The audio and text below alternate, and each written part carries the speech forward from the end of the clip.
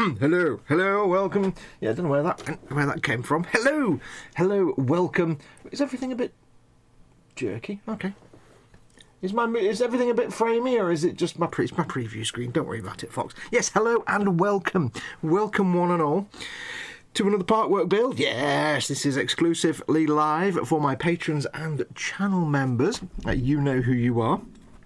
If you've never seen one of these before, basically what I do is I'm working through various Partworks at the moment, this and the Iron Man and the Ford GT40, and what I do is I stream them live, going through a few packs of issues for my patrons and channel members only, and then once the stream's finished it becomes available for everybody else to watch. So if you're watching this and you are live, and it is live, well, you're live obviously because you're watching.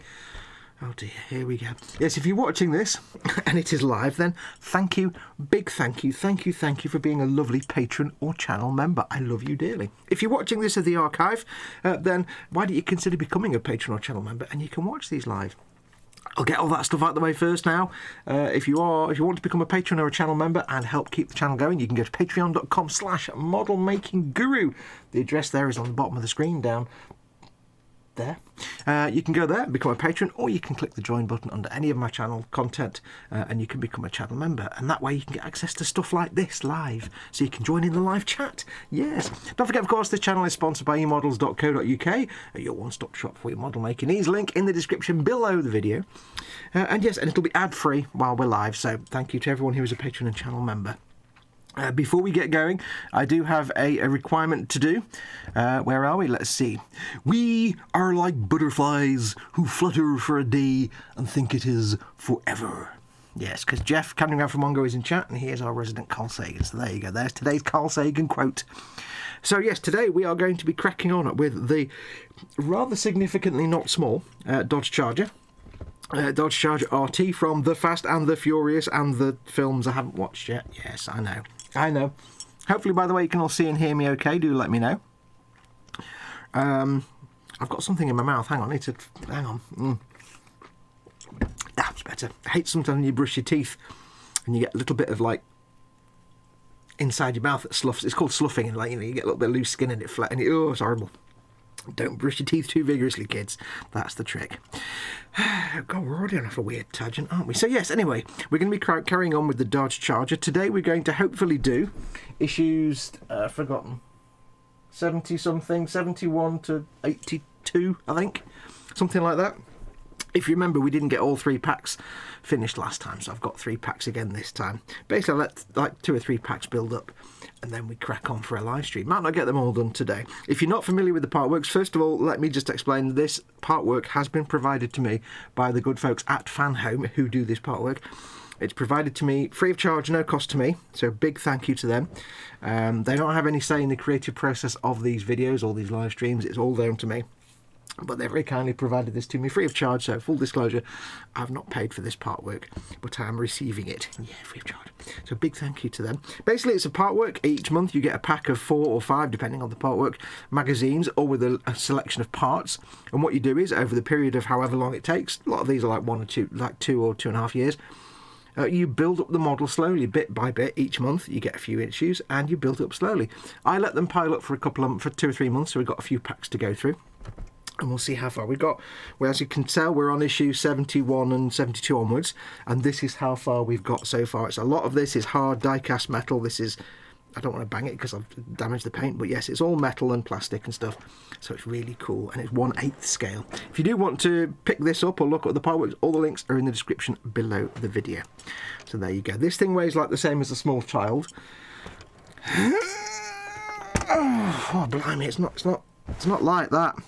And you'll notice I've not got the floofy towel this time, because I thought my camera had broken and I threw it away. Turns out it wasn't. It was the towel was so floofy it was blowing the camera CCD chip, because it was too much contrast and information. So got rid of a decent camera. So now I've got a squishy mat which actually says Model Making Guru squishy thing on it. I've not put it in there now, but I will later on put a link in the description below the video to where you can get your own squishy mat. It's a company called something or other, Partwork Accessories, I think. I don't know. They're about 20 quid, these mats. Squishy, basically a piece of memory foam with a cotton thing, and you can have your custom things. Model making guru squishy, yes. Right, so anyway, yes, have a quick look in chat. If you are watching this live, come and join in the chat. I have it here if you're a Patron or channel member. Click on the YouTube link in the bottom of the window, bottom of the viewer if you're on Patreon or in the Messenger member thing. Don't forget, of course, though, if you're watching this live, please do not share the link with anyone. This is unlisted. You can't see this on my channel. Nobody will know it's live unless they have the link to get to it. So please, if you want to share this with someone who isn't a channel member, or if you don't know, send them to the Patreon post or to the post on the members community thing, and that they can go from there, and then they're not getting access from the video then, because this is one of your rewards. We have Chris at Gross Models is saying we should be watching and prepared to heckle. Jeff at Candygram for Mongo is in. Welcome to you. Andy McLeish is in. We have Retro Rabbit Studios. Welcome to you. And I think that's everybody for the moment. Now, I don't expect to get a lot of people live in chat because it's only patrons and members, and a lot of people will be at work and other things right now. So don't worry, but I will do my best to interact with the chat. But if you want to catch my attention, please do @ModelMakingGuru in the chat, because then I can see my name. Right, so we're going to crack on. I've got me box o' screws and things for this specific build, which is a bit messy now. Let's just put them there. Me box o' screws and screw types. I'll put that over there carefully. I've got my little screwdriver set. This is available on my Amazon store. Links in the description of the video. Yes, of course, you know it. And we'll start with one of these. And I've got a selection of the screwdrivers that come with both this and the Iron Man Partwork, just because some of them are the right size for some of the screws, and sometimes it's just easier that way. Right, so let us commence with the building. So we're starting with issue 71. Now, I haven't opened these, or I've opened them to see what's in there, make sure we've got the right issues, but you're going to be doing this with me. Now, I'm not going to spend a lot of time going through the magazines, because we're not here for the magazines. If you want to read the magazines, you have to subscribe to the Partwork. Woo! Oh, we've got some butt action going on. Yes, yes. Right. I'll put that box over there, because that can be good for rubbish. Now, if you know me, you'll know I like me some old vintage American muscle cars, and one of the reasons Dodge Charger is one of my favourites is the face and the butt, because it has one of the best looking faces of all the muscle cars, and the back end is also very pretty, if you pardon the expression, and that's why I love all the American muscle cars and find all modern cars boring, because they're rubbish. So, if you've not seen a Partwork before, each month with this particular Partwork you get 4 issues, 1, 2, 3 and 4. And in each issue you get, in this case for this Partwork, you get some history of Dodge and the cars they make. You get the instructions as to what we're doing in this specific issue, and then we get in these magazines again, we get some information about street racing, car modding, rodding, that kind of stuff. I think they did some rat rod stuff as well, but not much. So a lot of things about how to, soup your cars up. Now, these are obviously, there's also in this, they often have a lot of information about the Fast and the Furious. I haven't watched any of the films yet, and I probably never will. I keep meaning to, just for reference, but I don't know. It's not my cup of tea. So anyway, so we shall crack on. So every magazine. So I'm not going to show you every magazine because every magazine is basically the same. Franchise information, history of Dodge, building instructions, and then street modding and rodding, and I don't know what all the words are. Right, so let's crack on. So issue 71. Cashier number 3, please. Rear view mirror and interior panels. So we're going to need, it would appear, we're going to need the body shell separated. So what I'm going to do is put the lid on my screws, because if I knock that, the screws will go everywhere and I'll be really sad. So I have to do some manual labour here, some heavy lifting. So let me clear a space. We've got the parts. I got the parts. I put them down. I don't know where they are. Where did I just put them? I just literally put them in there. 71. There we go. So I'll put the parts over there, you see. Because what I'm going to do is I'm going to take the whole car over here. Just get this out of the way because it is big and it's really, I never quite know the best place to grab it. Oh, blimey, Riley, cracky on a stick. Not light. When this thing's finished, it'll weigh 8 kilograms. So just so you know, that's how big this bookie's going to get. What we'll do is the actual body shell was just loosely attached, was placed on it. So yeah, it looks so good with the windscreen and stuff in there. Oh, I have noticed as well, I do seem to have a slight imperfection in my paint job, but I'll show you that in a minute. And as a detailer, I'm like, oh, as a former detailer, I'm like, oh, it's really annoying. Oh, by the way, I hope you can hear me and see me okay. Do let me know. I need a knife. Daddy, I need a knife. Right, so I'll just move that there. So we've got the parts for issue 7/1. 7 I don't know what 71 is in German. It's probably a brilliant word, whatever it is. So, yes, I've noticed. I don't know if it will come out of camera. But right here, you can see it there. Right there, there's like what looks like a dirty, great big like nose print or fingerprint or something. Like I've gone, it's not. I've tried cleaning it up and it's in the paint. There's a slight scuff there. Like a scratch, like something's dragged across it. So I do have a slight... There's also a couple of like fish eyes, but I'm not bothered about them. So I can't do anything about that. But however, when I finish this project, what I will be doing, I'm not going to be polishing it like a, with proper, I mean, I might give it a quick...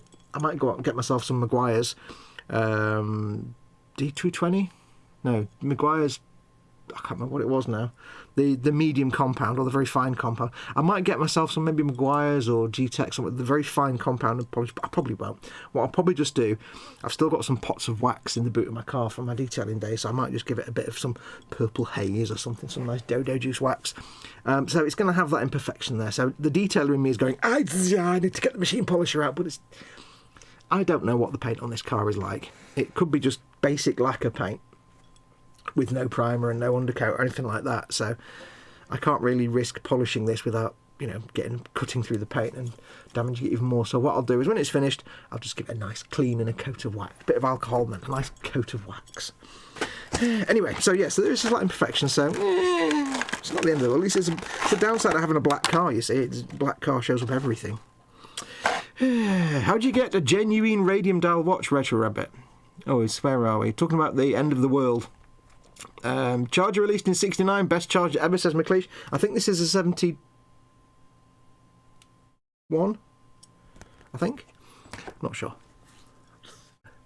Red Rabbit has just received in the post a Geiger counter kit. It's a basic DIY kit I got off Amazon, but this one comes with the Geiger tube, where 90% of the kit makes you source it yourself.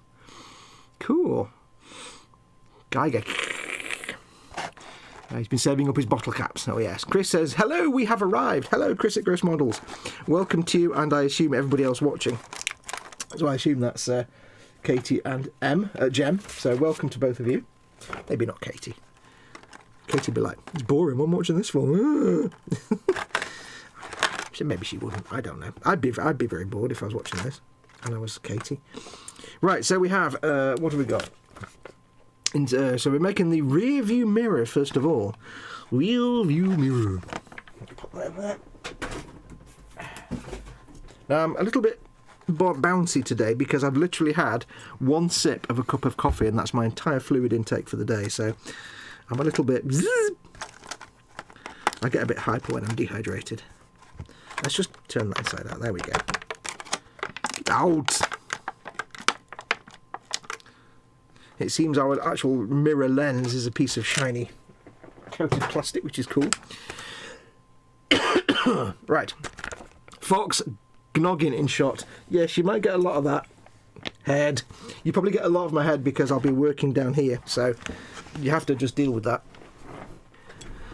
I'm afraid. You ain't got no choice but to deal with that. I'll put those over there because I don't need those yet. I hope, by the way, is everything looking... to me, it looks really choppy and framey, but my movement, but I assume that's just my preview screen, as always, so I assume it looks nice and smooth to you. Rabbit says, his grandfather gave the Radium watch to him when he was an appropriate age. Yeah, old watches that have... We had... Mama Wolf and Papa Wolf had... They probably still got it, actually. A West Clocks... I think it was West Clocks... like clock that you put on your bedside table, like a little round thing with a stand, just a little thing like that, and it's got like the glowiness, and that was like vintage, and that's radium. So yeah, radioactivity. I need to clear my throat, one sec.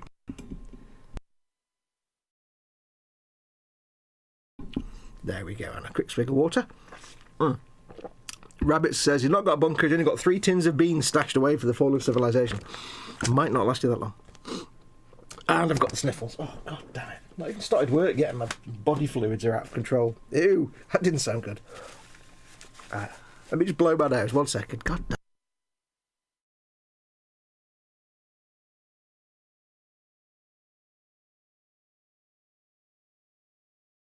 I hate blowing my nose. It's a horrible thing to do. Right, shut up, Fox. Go on with it. Right, so we need my lenses of seeing. We need a 71C, which is this bit, the widgy bit. 71D, which is the back plate. And we need an screw of the CM variety. Ooh. We get 1 screw and another screw. We get an spare. I need 1. Come on. Now, hopefully... yes, this mat now means my camera won't bulk out all the time. I can't believe I threw that camera away because I thought the camera was like the picture was like breaking up and oh, horrible. It was nasty. I thought the whole thing was broken, but it wasn't the camera, it turns out. I threw a perfectly good C920 into the trash. Gosh darn it. Was not the word I said when I found out. Right, so this goes in there like that, you see. That sits on there. This is going to be one of those tricky ones where you have to use the thread of the screw to actually attach the thing you're screwing to it to start it off. That goes on there like that. And then if we're lucky, we can use that to... There we go. That was good. That was easy. Is it upside down? Nope. It's the right way up. Yes. Where's my better screwdriver? Where's my... There it is. I thought that would be a lot more tricky than it actually was. It's one of those little things that when you have to do them, they can be a pain in the bum. And that was metal into metal, and I forgot to put any oil on it. Never mind. Not a problem. So I need to make sure this is nice and tight so that the rear view mirror doesn't spin around. Okay, so that's nice and firm. Ooh, firm. Make sure it's vertical. Right. Make sure I'm dropping it. Make sure it's vertically.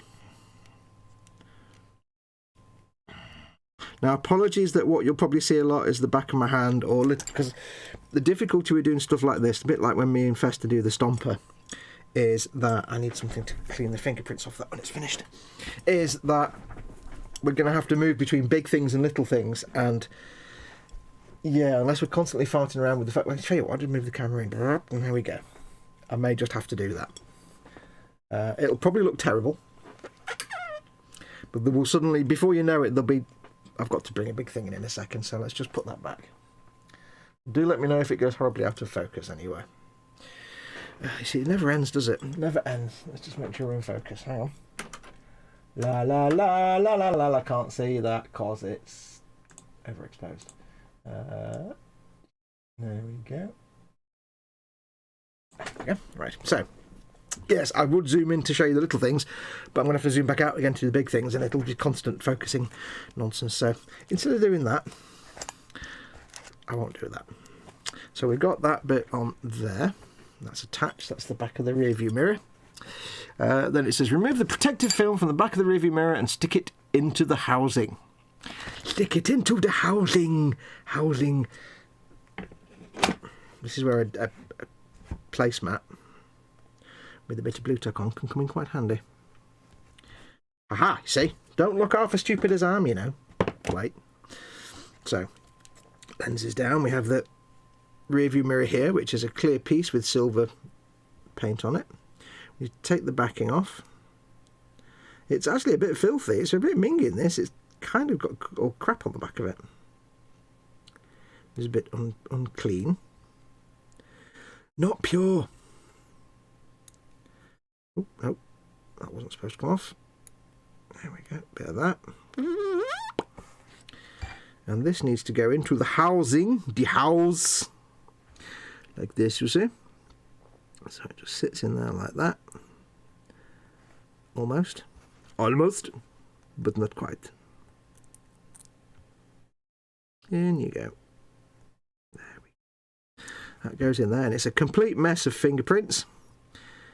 And there's a clear plastic film on top, which seems to have... Ah!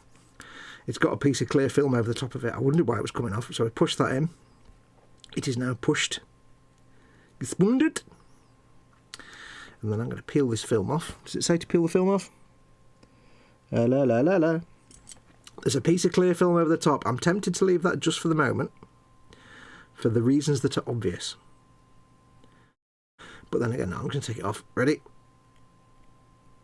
Get the tweezers underneath. I'll also get a tickly cough right when I need to not have a tickly cough. Come on, you came off a minute ago. There we go. Oh, I love doing that. Oh. And then dropping it. Yay, that ruins the moment. So, we have ein Review mirror. Das ist richtig. It's a nice mirror as well. It's like, why they can't give you things like that on actual model kits? Because it's basically a mirror. It's as good as an actual mirror. So, right, so we're going to give that a bit of a clean. I've got a Dodo Juice buffing towel here. Just to, there's no point doing the back yet because I'm going to have to handle this to put it in. We'll just get any big fingerprints off there for the moment. I like that. That's nice. Anyway, shut up, Fox. There's so much to do today. Can't sit there talking about stuff. Right, so. Anyway, how is everyone? I hope you're all well. I need to put this over there. I hope you're all well today and having a jolly good day. It's almost the weekend, but not quite. Right, now we need a debody. So get the car body completed, front left mounted bracket and position. Right, so let's turn this over. This is why you need either a towel or your sponge, your Partwork sponge, because if you just put this down on your bench, you'd scratch the living crap out of it, and that would be bad. So we don't do that.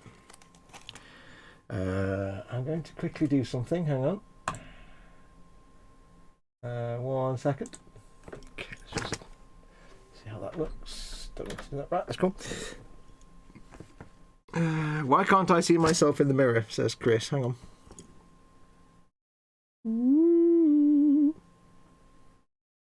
You see me? I don't know if you can see me.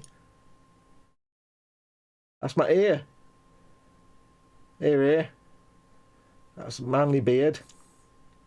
I can't figure out where I think my face is facing the wrong way. There you go. Anyway, shut up.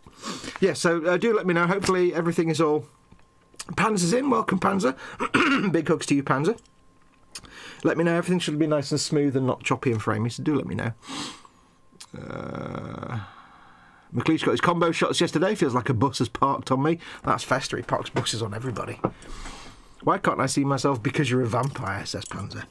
Right, so we've got, like I say, we've got the shell there. Let me just do that. It says, right, find the front left mounting bracket. Marked with the letter L for left. L. Small hole in the bottom of the panel must align with the hole in the bracket. There's a hole here. Don't you know? And there's a nobulation here. Nobulation. Yes, I've not quite got used to OBS. It still seems like very choppy, but that I think is just the preview window. In automotive bodywork, the A, B and C pillars are pairs of almost vertical supports on either side of a car between the lower bodywork and the roof. 2 A pillars at the front support the windscreen. 2 B pillars in the middle of the section of the car sit between the front and rear side windows support the roof, while the C pillars normally support the back window. Some longer cars may also have a D pillar. Get you with your knowledge bomb. La la la la la. Right, so that goes there. And then we need to put it in place with a biapia screw. Let me get ready some biapia screws. Biapia. I suspect we'll need 2 of these. We've got 3. Let's just get them on the mat here. Yeah, so I hope you're all well. Having a jolly good Friday. It's nearly the weekend. What have you all got planned for the weekend then, folks? What have you all got booked in? Don't forget, of course, bench and belly. What's on your bench right now? What are you having for your dinner? I've got my screws ready there. So this needs now to turn the other way around again. I'm going to be putting fingerprints all over this, but it doesn't matter. It'll get cleaned up later. That goes through there. You can see the thing sticking through the hole. Biapia screw is required. I'll put this in such a way it doesn't fall. Also, I haven't picked my screw up yet. Spoon. Right, let me get my screw ready. BRPR. Don't know if this is on camera. Apologies if it is not. Oh, it is just about. Might be out of focus, but hey.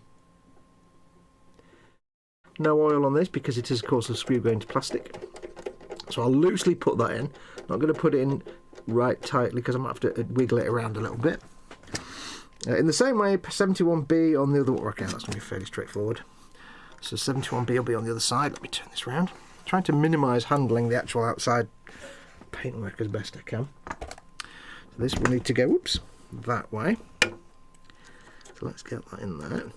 Let's get it in. Did it again, didn't I, without putting the screw on the thing first. That can go in there. I'll just make sure they're lined up inside in a minute. I'll just get them in place first. There we go. That goes in there. That is the hole. There's a hole. Oops. Shaky hands there. I've only had one sip of coffee. Das ist nicht richtig. Oops, Daisy. Yeah, it's facing the wrong way. There we go. Get that in there. Probably see in the back of my head. Make the most of it. Not many people get to see that. Okay, loosely, and then we'll turn this over. We'll just make sure they're lined up insidely. So that one goes in there, like there to see. So I can make sure this is tightened. Tighten your pillars. That's a bit loose and flappy there, but I'm going to assume there's things that go inside later on. That goes in there like that. And we're tightening, and we're tightening. I find this screwdriver better for doing the tightening bit because it's got the spinny action and the grip. There we go. So I think that's, again, that's a little bit flippy floppy, but I'm sure there's something else that holds that in place. That one does stick out a wee bit, which is weird. It's not fitting quite, almost as if there's something underneath it getting in the way. There's a big, oh, I see. There's a little, there we go. There's a little thing halfway down it. Let's get that on there. There we go. I'm sure there's something else will go inside there anyway, because you have the interior of the roof to go on top yet. So, yeah, audio good, video good, says Jeff. Thank you. Ben's just done the third pack of the 4GT. Will only take you 10 minutes for the lot. Belly is as yet undecided. Yeah, I've just received a second pack. So for the 4GT40, I've got from issues 3 to 12 to do now. I think what I'm going to do with the 4GT, by the way, folks, I did say I was going to do proper recordings for those, whereas for this and the Iron Man, I do the live streams for you guys. What I'm probably going to do is to start with the 4GT, just do it as a live stream like I'm doing here, but open to everybody. And then a few issues in, I'll switch then to doing Patron and member-only live streams. Because I've got to get people hooked, you see. Right, so there we go. In the same way, secure the pieces using a BP screw. You have now assembled a rearview mirror and attached interior panels to front mounting brackets. And that's it. That's issue 71. Now, usually it would normally say something like, you may now look at your model. It doesn't do that this time. But sometimes it gives you these weird little messages like, you know, you can now look at your completed model. Well, thank you. I wasn't going to, but now I will. Thank you. Let's put magazines over there. Outside of doing these live streams, I've got to find somewhere to put all the bits. Right, so we'll put that there. My camera's probably in completely the wrong place for everybody. But, you know, we do our best. So I'm working here. There we go. You can see things. Issue 72. The female characters' costumes, Fast and Furious style. I'm building a car. I think most people building this probably aren't that interested in the female characters' costumes, but never mind. It pads it out. Installing the roof frame. Here we go. So hopefully this will tidy up those other bits. So literally we get one piece and the screws for this one. So I'll just put those screws away. What have we got left? CM. Do we have CM already? Yeah, we've got CM already. Cool. Got millions of CM screws. Blimey, Riley. CM. Oh, CM. I do have a significant amount of CM screws. If you're doing a part work like this, or any part work, I do strongly recommend, as you get lots of spare screws, don't throw your screws away, keep them, and keep them all. That's a completely different screw. That BP looks nothing like the other BP. Oh well. Don't throw them away, keep them in this kind of thing, and make sure they're all separated out into different types of screw, because you'll find with any part work, quite often, you'll be trying to fit a part and the screw won't quite fit properly, and you'll be like, what's this? It'll be like really with the screw, like won't go all the way in, or it won't stop spinning. And sometimes you just find every now and then that like the screw you've received is maybe just a tiny bit too big or a tiny bit too small, or just it's like the occasional duff screw that's not quite threaded. Or, you know, perhaps they've suggested a screw, but it's maybe not quite. They say use a CP screw, and they mean like a DP or something, because it's not quite the right screw. But the beauty of it is, I've had a few on this where I've had to use like a CM screw, and it's a bit too small. It doesn't quite fit all the way home. So what I've done is picked a different screw out that's a little bit longer, and it's been fine. I can't get this open without noise. Just give me a second, folks. I'm listening to the noise now, aren't I?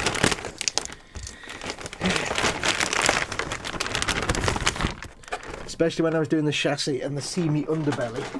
There's a few little bits where you're doing the steering rack and stuff, and it says like, I think it was a CM screw or CP screw, and they don't quite fit all the way home. They're a bit flippy flappy, so yeah, I just tried a different one and it worked better. There we go, that's the interior roof thing shenanigan. So always keep your screws and things to one side, and try and keep them all labelled and separated out, so you can find one quickly. And you might just like drop the screw and be like, that's the last one I've got, so you have to go in your thing and get a different one. Free sample, then get the cash. Clever, says Rabbit. Says Gross. Exactly. I don't look half as stupid as I am, you know, I've told you that. Right.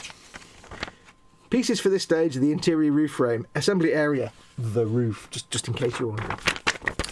Right, so position the end of the rear view mirror. CM, okay, so I need a CM screw.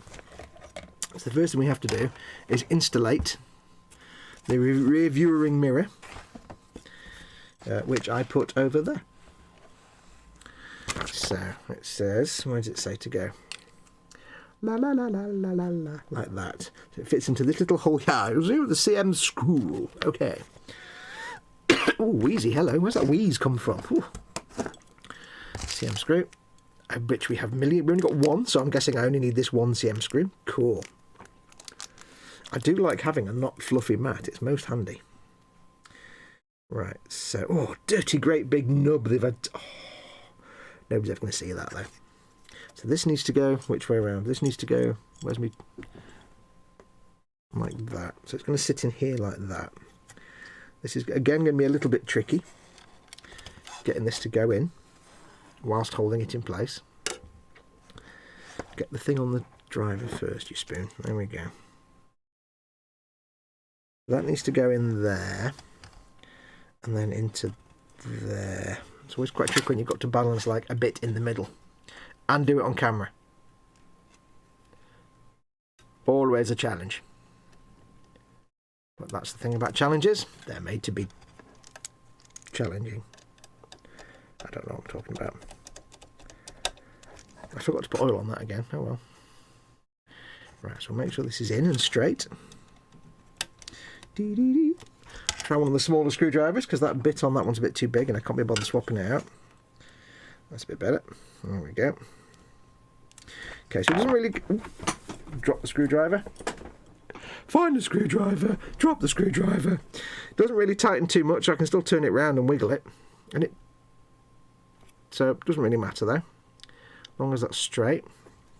Once it's in place and in situ, we're never going to touch it, so doesn't really matter. And that's a rear view mirror, of course, it is adjustable in real life. So what I shall do, I shall give it a quick buff just to get any fingerprintings off there. Because once it's in place and the roof's on and everything's assembled, can't do much with it then after that. So there we go. Not perfect, but then who is? I can't tighten that screw up in there now because I've put the lens on, so it will suffice. There you go.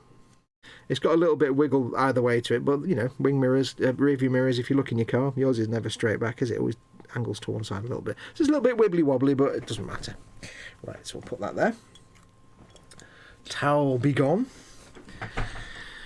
Now it says, insert the roof frame into the middle section of the car body and insert 4 LM screws. Do not tighten them completely yet. Okay, so bring back the shell. I'm a shell of me former self. So this needs to go there carefully, carefully. Don't want to damage any paintwork. So again, camera's going to be in all the wrong. Let's move this back. There we go. Get a better view. Now, do tell me if it's not in focus, although it's a bit unfortunate because I can't focus on the whole thing. Never mind. So this needs to go in like this. I thought that might hold these in place. Yes, perfect. So that pushes the pillars into the side. That's good. And fix it in place with 4 LM screws, which are going to go there, there, there, and there. Do not tighten them all the way yet. Ooh, these are big honking ones, aren't they? And this time I will remember to actually put oil on them. A tiny bit. So, a little bit of oil. I've got a little bit of 3-in-1 oil. It's just bog standard 3-in-1 oil. You don't have to do this, but I've seen enough people saying it helps get the screw in there and avoids any real issues. Makes it a little easier, and I found it myself a little bit easier to get the screws in with the tiniest touch of oil. So, but that's just me being fun. So, 4 LM screws. Let's get this on the driver. Tiniest touch of oil. We'll put that in place. But don't tighten them all the way, they say. Okay, that's one. I'm guessing there's some adjustimations to do. That's going to be... I've got very shaky hands today. Very shaky hands. 2. Apologies if all you're seeing is the top or the back of my head. Yeah, so I wonder... Not sure what I've got planned this weekend. Tomorrow would be Skyrim Saturday, because we've gone back to Skyrim. But I might do my Iron Man, because I've got... Oh no, I've only got 2 packs of Rodmans. I might do the GT40 tomorrow. Although if it's not a very long stream, well, it's just not a very long stream, I guess. Right. Do not tighten them completely yet. Insert 3 more LM screws, 1 into the middle section of the roof frame, and 2 into the side holes. Side holes! So 1 in there, and 2 in... So like that, you see? Like that, you see? Lovely. Yeah, so I'm not sure what this week's got planned. I've stopped making plans for things. I can't make plans for things anymore. Not with Mama Fox around, you know, being the way she is. So, which is fine. I'm not going to tighten that all the way. I was hoping to get some filming done this week, but our boiler died and we had to get it fixed. That's always fun. So the gas man, he cameth. The gas man cometh. And the gas man fixeth. And then the gas man wenteth away. So that's all. So we had a couple of days of... And the thing is, right, it's really annoying. Mama Fox, Mama Wolf even, always used to joke that the boiler only ever broke down after the gas board had been, you know, to do their yearly annual check. And so the last 4 screws into the rear holes 72A and partially tighten them. Oh, I see why they're doing that then. Last 4 screws. It's going to be 1, 2, 3, 4. Okay. Yeah, it always seems to be the way. Like once a year, the gas, you know, the gas engineers come, and they just do a quick annual check on our boiler and central heating, make sure it's all fine and we're not got any gas leaks or anything like that. Why is that not going in anywhere? Elbow. Why are you not going into a hole? Let me get you out with some tweezers and we'll have a quick look at that one. Or not, as the case may be. Hooray! So you're not going in the hole, but you won't come out. That makes literally no sense. Bleh. There. There we go. Okay, you're not quite lined up properly. All right, that makes sense now. Right. Let's get you lined up properly. Hang on. Get in. There we go. Do we? Yes. No. Yes. This it is. No, it isn't. No. Curses. Curses, I say. Let's turn this round. Yes, anyway, so the boiler always seems to break down after they've given it their annual service. And this year is no exception. Right, now that's lined up. So let's just try a different screw. So, and it only ever seems to go plink and oops when it's really cold. Are you going to go in? You're not going to go in. You are going to go in. Yeah, it's going in. It better bloody hell go in. It's like we've had a good few weeks of mild, pleasant weather, and then all of a sudden it starts raining, gets really cold, and the heating goes off. It's like, oh.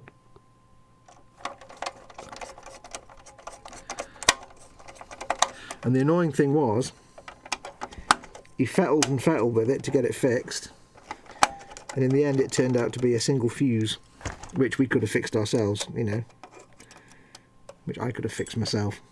Let's just dump that screw. But, you know, it took him ages to find that out because you have to go through all the process, so. Turned out to be a fuse. Hooray!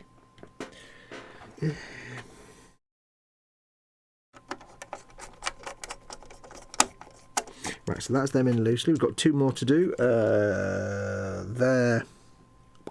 And there. Get these two screws because they've already got oil on them. So in a couple of days of with no hot water, having to do any kind of ablutions like brushing your teeth or it's horrible. It's just horrible. It's like you could say, well, you just boil a kettle or something. We do have a tea urn rather than a kettle, and that does provide a lot of hot water, but it's like it's still a faff. If I want to have a wash, I'm having to get a load of hot water ready. It's like, no, so in the end I just had to not have a wash for a day or two. It was like, oh, stinky. And, you know, I brushed my teeth. I had like a cup of hot water so I could at least, you know, heat the toothbrush and toothpaste up before I brush my teeth.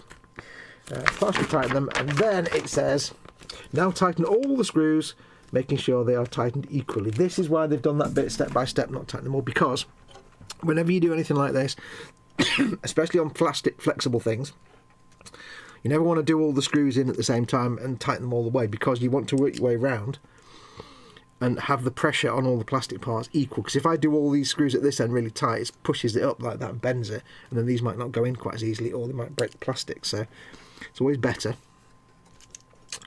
to, when you've got a span of an area, to go in step by step and work your way around. That's too big. Let's try a slightly smaller head.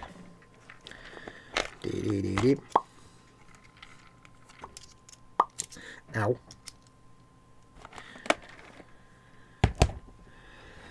That one, and that one. I'll go and tighten them all in equally.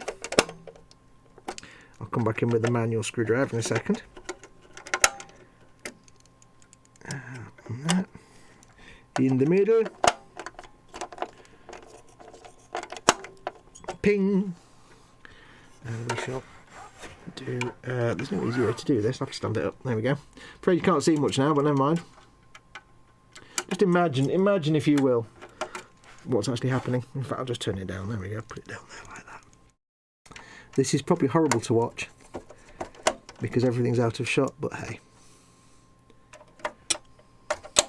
It is the order of things. These are actually quite hard to tighten up. Let's move this out of the way.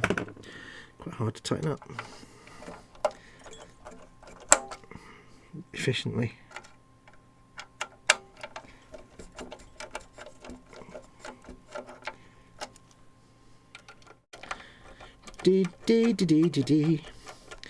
I'll go around again once I've done all these. Go around a second time and get them all tightened up.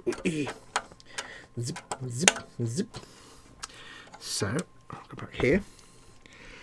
Sometimes it's just about the angle that you get your arm to get a good position to push down on the screw and give it a last twist. Like that one there. Coming down my arm at 90 degrees. Seems efficacious. Oop, don't touch the windscreen, dear. There we go, that's that one better. Now, you don't want to go too heavy with these because you don't want to crack the plastic that's the roof lining.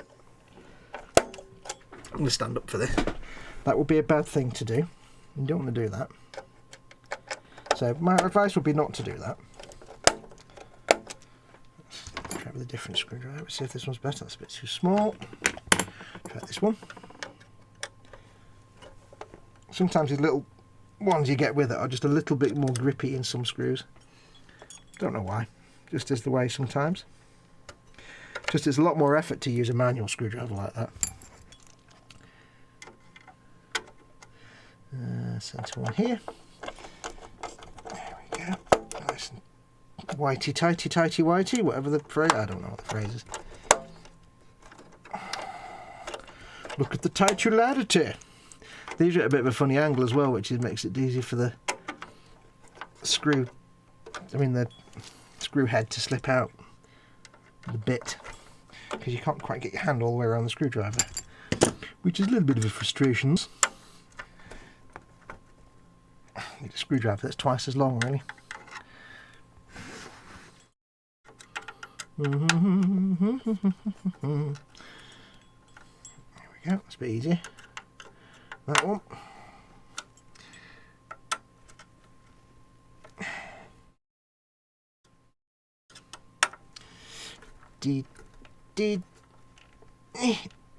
It's a bit better. Yeah, sometimes the little ones you get free, the screwdrivers you get free, are just the ones you need for certain screws. For some reason, where it's hard to actually get your hand in because of the thing around it, it's easy with these. And sometimes it's easy with one of these. I wish on this that they had the knurling all the way up, because sometimes you have to do that and it's years. I shall have a look at chat in a moment. Do not panic. I have not forgotten you, my friends.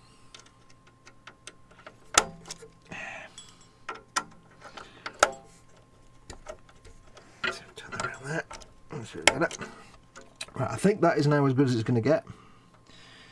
Wing mirror is still a bit wibbly wobbly, but that's fine. The rear view mirror even. These two at the front here are a bit tricksy. I think they're done now. There we go. Right, so I think that's in. As goodly as it will ever be. Let's give that one in the middle a little bit more. There we go. Chris says, you may be having trouble. I did. I had screws in the wrong holes and was trying to put another screw in. Oh yes, I remember that. You had, I think the screw that was there, you had in that bit, or here somewhere, and yeah, you were trying to screw a screw into a hole where there was already a screw. No, I think it was just lining up the plastic and the hole wasn't quite straight. Methinks the service tech be sabotaging your boiler for profit, says Rabbit. Quite possible. It's on a home, it's British Gas Home Care, so we pay so much a month all year round. So it's all free. I missed that. Hot water to brush teeth is weird. I don't use hot water to brush my teeth because, like a sensible person, I don't flush my mouth out once I brush my teeth. You don't do that. I use the hot water before I... There's a fruit fly on the bench over there. Don't know if you can see it. It's kind of there. Fly, you're a fly. Go on, fly. Away. Yeah, no, I don't actually use the hot water when I'm brushing my teeth. I use the hot water to put the brush in before I brush my teeth. Normally I'll run the toothbrush and the toothpaste tube under the hot water tap so that when I put the toothpaste and toothbrush in my mouth, it's not cold toothpaste. Because there's nothing worse than a big dot of cold toothpaste on your tooth and you're like, aye! So the hot water with the brush is to, you know, clean the brush and get any rid of bacteria, kill them off. And the hot water on the toothpaste is to warm it up in the tube, so when I put it on my teeth, it's not icy cold. Because there's nothing worse. So I don't rinse my mouth out or anything. Also, I rinse my mouth out before I brush my teeth to get any, food particles out. Am I really explaining how I brush my teeth? Really? That's weird. Okay, so we put the roof lining in. It says you have now secured the roof frame and rear view mirror to the middle section of the car body. Woo! It again doesn't tell me to admire what I've already built, which is weird. LM. Do we have LM screws to put in the box? I suspect not. Oh no, we do. Haha. LM screws go in there. Yay! I'll put these little packs of screws over here. Ah, sensitive teeth he has. Yes, ever since Cy Reynolds made me eat that sour sweet for his charity thing, it destroyed my teeth. It's dissolved my teeth, basically. No, I've got sensitive teeth, so sometimes I have to play it safe. But yeah, like a big dot of cold toothpaste. Ay, la, la, la, la, la. So it just warms everything up. But yeah, I like to run the toothbrush under hot water before I brush my teeth, just to kill off any organisms, things, because it's, you know, very hot water that comes out the tap, so it's all good. Right, so that was issue 72. Number 72. Let's try issue number 73. Let's have a look. Hopefully we've got some smaller things now. Excuse me. Tickly cough. Klaus, a tough guy. We used to know a guy called Klaus. The Dodge Royal, or Royale, Royal. Presented in 1954, the Dodge Royal took its place as the brand's largest and most deluxe model. Yes. Tailgate panel. We're making the butt. We've got some awesome butt action going on. I think we're making the locking mechanism, aren't we? I mean, look at that. Look at that ass. That ass. That ass. Paul Lewis is in. Welcome, Paul. Hello to you, my friend. And the Bobbins. Hello, Bobbins. Welcome. Thank you for coming along. Again, to everybody who is watching, thank you so much for being a lovely patron. I'm going to turn this over so it's not roofed down. There we go. I can put it over there on the bench now. Big thank you to everybody, to all of you watching, for being a patron or a channel member, whichever you are. I am very, very grateful. This is what, 73? Number 73. It's number 73. There we go. I am very, very grateful to all of you, because you're looking after me, you're keeping the channel alive, so I can't thank you enough. Let's get this pack open. La, la, la, la. So plan for the weekend for me, well, I know that as soon as I finish this I've got like 4 days worth of washing up to do because of the boiler, and you know I love washing up so much. I just can't wait to wash like 100 plates and 1,000 cups. It's just great fun. Right, lots of little tiny parts. I think for this we're going to need a little safety surface. Yes, this will take up too much space. Let's get a slightly smaller safety device. Hang on. Fettling. Nonsense. Dropping paint. This will do as a safety container. So, we have putting the knife blade away. Oh, throwing oil everywhere. Yes. Even the 6-foot desk, there's never enough space. So these are all parts of the locking mechanism. Which it's not a locking mechanism, it's like a latch, but it actually works as a latch, which is very impressive. I like that. Springs! Spring is sprung, the grass is red. I wonder where the boys is. Okay, make sure there's nothing left in there. Nope, good. Throw that away. Okay, let's see what we need to do. La la la la la. And then Chris says, perhaps not as it seems to be working now. And when I was doing the roof thing, I assume it's in it. I'm hoping it's in fully and not a bit loose, but you know, we'll see. Right, so we start on, this is the interior part of the boot mechanism. Right, so put the lock. Oh god, tiny spring parts now.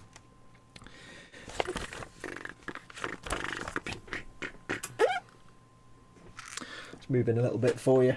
I don't know if this will be in focus, but I'll do a focus test.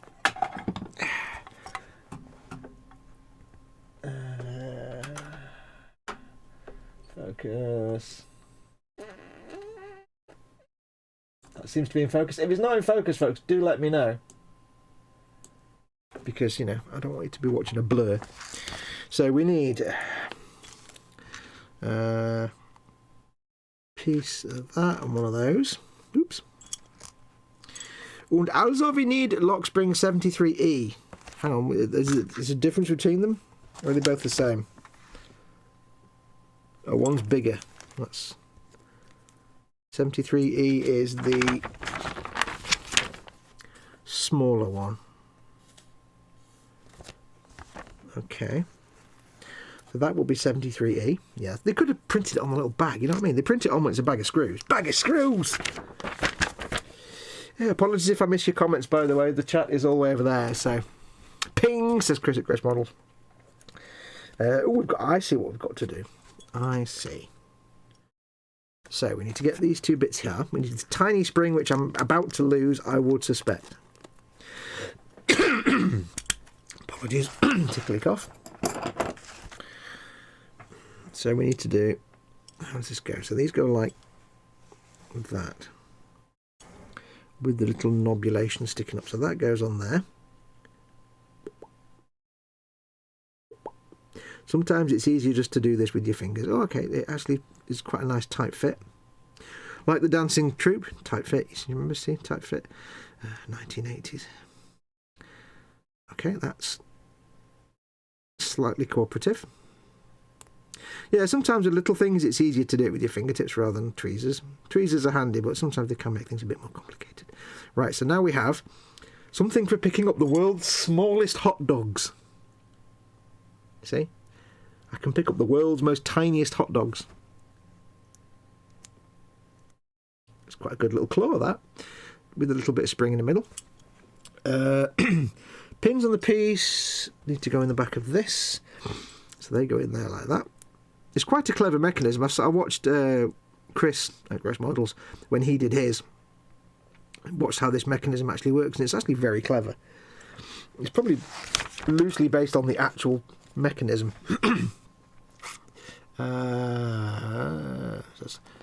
Now position the piece on tailgate panel 73A. Look at the illustration to understand the correct position. Well, I was going to do it without actually looking at the illustration at all, so it's a good job you suggested that, because, yeah. And I need 2 AP screws. We've only got AP screws, cool. I'm quite glad that I've got this mat, because I'm not having to mess about now with using that screw mat all the time. Now here's the thing, right? I don't know if any of you out there did a course, a degree in biology, but since for the last sort of, I don't know, year or so, I've been trying to give Mama Wolf good food as a, you know, I've got to make sure she eats food and stays hydrated and stuff. And I've been giving her like, used to give her toast every day, but she got bored of that. So then I switched to giving her butties. And what I do each day is I give her a banana butty. Just by the by. The thing being that obviously when I make the banana butty, I put the skin in a little food bucket thing. We have like a food collection thing that you empty out, put a food bag in it, and you fill it with old food and put it in the waste bin. And ever since we started doing that, whenever I open the little food, you know, the waste box in the kitchen on the side, there's always like a fruit fly that flies out. So we obviously gained the interest of a little fruit fly, which, you know, obviously. So, you know, you've got fruit skins and stuff, you get fruit flies. It's always the way. But there seems to be one in this room. This is upstairs, I'm upstairs. I need to blow my nose again, one sec. To wipe my nose. And for some reason, when I'm up here working or, you know, reading the internet, whatever, there's always a fruit fly whizzing around. And it seems attracted to my computer monitor. It likes to walk around on my computer monitor. And the thing is, I've had it for like about 3 months. It's like, I assume it's a standard Drosophila melanogaster. I don't know how long those things live for, but it seems to be immortal because it's still around. So, yeah. I'm going to make sure it's nice. I don't want to go too tight with these screws because obviously it's plastic. But I want to make sure it's nice and tight because this is the latch mechanism for the trunk. It's an American car, I'm going to call it the trunk. And I want to make sure it's not loose. Insert, now I've got to do the lock cylinder now. Insert the lock cylinder into the central hole. Central hole! That seems to be that way around with these little tabs. Then place it inside this. Okay, so that goes in there like that. That little tab at the top sits in the middle there.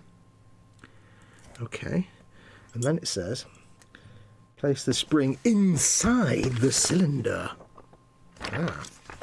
Inside, we say. Ooh. Always good to have a bit of a spring inside your cylinder. Ooh. Do. And I'm going to guess we need 2 more AP screws. Yes. I know many things. I know at least 3 things about AP screws. There we go. So, that there, the spring goes inside the cylinder. Sticks out a little bit, of course. And then that needs to go in position piece 3 of the lock 73D to the middle of the inside of the tailgate. So it's going to go on this side. There's this little nub sticking out there, so I'm guessing that's where the spring needs to lock onto that little nub. Would it not be easier to just put the spring on that first? Would that not be easier? Put the spring on there and then attach. Yeah, that would make a lot more sense, actually. Why didn't they get you to do it that way? Seeing as how the other springs fitted onto the little nub really nicely. Just stick it on there, there you go. It's easier to get the spring in that hole than it is to get the spring on a nub. That sits there like that. And I've spun it round so it's not going to fit. That goes on there with the screws. And then we need to get them screwed in. Yeah, whenever you've got to like balance a screw and get it onto a nub and stuff, it's like, hang on, I'm going to try and push it onto a nub whilst balancing everything. Why don't I just stick it on the nub to start with? These things are generally a fairly tight fit. So I'll do this screw loosely just to get it in. And then that screw as well. We'll tighten them both up. Again, I don't want to be bending or stressing any plastic excessively. There we go. It's a very clever little mechanism. It's weird that they did it in plastic and not metal, but I guess it doesn't really need to be in metal. What are we doing? We still looking and sounding okay, folks? I'm not out of focus, am I? Or if I am, there's not much I can do about it, but yes, hopefully I'm not. Okay, so what we have now is the button here for with a pretend keyhole in it, and when you push that, because there's all springs in there, you see how those 2 bits open up? How cool is that? So when you close the trunk, it pushes those apart, and then to open it again, you open it up so it unlatches. That's really simple. And because it's plastic, probably really easy to break, but hopefully not. So we like that. You have now attached the components of the lock mechanism to the tailgate panel. That's a really nice setup. I like that. I'm really impressed with that. It's probably very close to the real thing, I would guess. It's probably how the real mechanism, or similar to how the real mechanism works. I enjoyed that. Right, so that's an AP screw. Let's put this away. Right, got to go. Hope you don't lose anything, says Chris at Grace Models. Thank you for coming in, Chris. Take care of yourself. Big hugs to you and Katie and Gemma and everything. Thank you for coming along, and your continued support is always appreciated. Big hugs to you, Magoo. That's them. Jeff asks Chris, is he live streaming today? And Chris says tomorrow. Yay. Jeff says he's taking a very rare day off work today and just assumed today was Saturday. Ah, yeah. You can easily lose track of what day's what. The Canary Islands, sun, beaches and high tension. Installing the rear lights. Ah, elastic trickery. Right. There we go. So we need the parts, which is 74. Let's get the bits. Gentlemen, prepare your bits. Behold the mechanism ularity, says Jeff. It is a most pleasing mechanism. I like words that end in ISM. Ism. Or asm, or any word that ends in SM.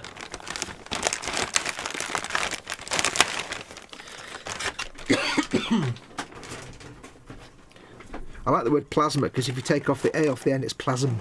And plasm sounds brilliant. It sounds slightly sticky as well. Right, we're going to need our little retainer of parts again, aren't we? So we have two tiny things, a tiny thing, a small, I know what that is. I might have a challenge with that. Yes, we have to also fit the ignition coil and cable in this issue, or next issue. And I might have a problem with that. And I'll explain that later, so that can go in there. Screwage.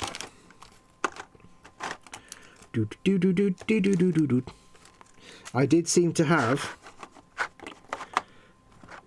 a slight manufacturing defect with mine. Now, it may not be the case, it may not make a difference, but when I assembled my engine, my distributor was not quite correct. Your distributor should have so many holes for distributor caps, and mine didn't have the right number, so we might have a bit of a challenge when it comes to the ignition coil, but we'll find out. Ha la la, and the HT cable. Right, so we're not doing that this issue anyway. Locate the wiring for the rear lights at the back of your model and carefully disconnect the part with the LED lights, separating them from the connector, which is them's. Carefully. I'm over here doing this now because the car's over here. Bear with me.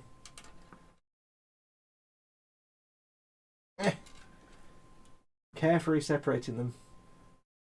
That's what I'm trying to do. There we go.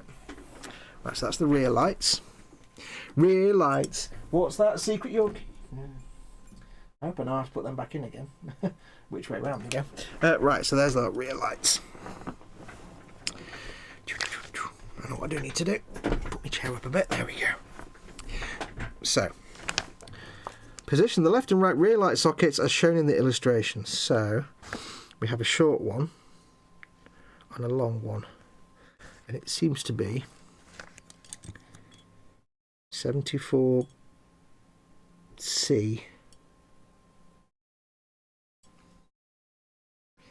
La la la la la.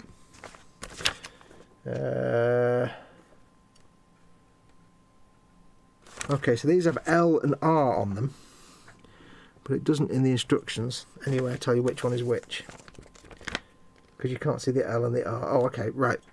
R is that one. L is this one. It's just about visible. You can see a very faint R. Okay, so you can of course see where this extra little nubbin is there, and you've got this bit on one end, which also, yeah. So if you can't quite see, you've got this little nubbin on the end anyway. So these need to go into there. Now, if you wanted to be extra careful and clever, you could fix these in place with a little bit of PVA glue if you wanted to, I would guess. Oh no, that's the wrong way around. The little one goes here, and the little one said roll over. That one goes in there. Okay, these aren't in all the way, they go in a bit further. There we go. You've got to be careful with these, you don't want to snap the connectors. I've already done that once, snapped connectors, bending things. So let's be super careful. The long one attaches to the left rear light socket. There we go. Attach the rear light lens 74D and the right lens the DP screw. Okay, right, so now we need to put the glowy bits on. So this is that way, according to the oh no, I've got them the wrong way around. Okay, they are the wrong way around. Let's push them back out again. I need something to push them out with, and for that I shall use a sculpting tool. Soft silicon sculpting tool. There we go. Right, this one, the short one has to be on that side, I think. Just make sure we've got this the right way around again. So that needs to be, yeah, I had that the wrong way around. So that needs to be there on the left. That needs to be there. That needs to be there. There we go. So if you're doing this, the instructions, you have got like the short lead and the long lead, and then the long lead and the short lead and the long lead. So make sure your shorts are on the left. So it should be like that. Short lead, long lead, short lead, long lead, and these should both have that little nub in there. Should be in the middle, you see? Like that. Okay. So we need to put these on. So we have... I like this red plastic. This one need a bit... Oh, it's got the little sort of gridded texture in it as well. Oh, lovely. Lovely. This is so delightful. So this needs to be... This little ledge needs to stick out. So it's going to be that way and that way, with this hole here corresponding to that nubbin. Because that's where you put the DP screws. CP. Got a lot of screws. I'm just saying. I'm noticing a lot of screws in these packets. PP. Okay, so put them up there. It's a significant number of screws for just the tailgate. So I need 4 DRPR screws. 1, 2, 2, 3, 4. There we go. Come on. Get out. There you go. 4 DP screws. DRPR. I've got to be careful with these now. So this needs to sit on there like that again. That bit there goes into that little nubbin, that little hole. That sits like that. Oh, that's really nice, that. Beautiful red. When I was trying to get some dice, you know, for playing Warhammer and stuff, I wanted the dice to be this kind of deep red jelly colour. By jelly, I mean what we British call jelly, not Americans. Oops. Let's get it in there first. This is going to be a bit of a tricky one now, because I've got to do the holding. They don't actually lock into place through any mechanism, they just sit loosely, so...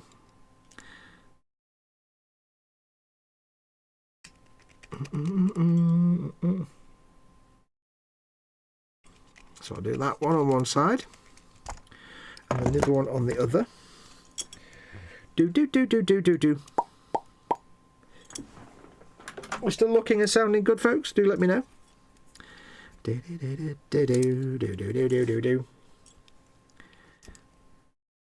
Blimey, we're nearly on 6:15. We're only not even finished the first pack yet. I don't know if we'll be finishing all 3 packs then today. Last time we only got 2 done. So that's that one and that one. So I'll now tighten both these screws up all the way. There we go. And that one without scratching anything. That's that one. Und now for the same on the other side. Yeah, das ist richtig. Das ist richtig. I do like this red plastic. Yeah, I was looking for these dice and I wanted to get like some... I specifically wanted like square cornered dice. Like casino dice. But this kind of deep, beautiful Robinson's Summer Fruits purple kind of red. And in the end I couldn't find any. There were plenty of them with like round corners. But none were square. And then I did pay a lady who makes dice to make me some, but I never got them. She never got around to doing it, so yeah, must chase Adam up about that. Yeah, never got them dice. It's 50 quid well spent. Yay. Not like I'm ever going to play the game. Right, so there we go, they're done. I'll get the towel of fingerprintage. In fact, let me not do that yet. I'll give them a quick buff, just to get any fingerprints off. It's really nice plastic. Really nice. I do like that kind of... Oh, just nice. Yeah, now, get the tailgate panel you assembled in the last 7... assemble the rear lights. Secure the piece with 4 CRPR screws. Okay. So, get some 4 CP screws ready.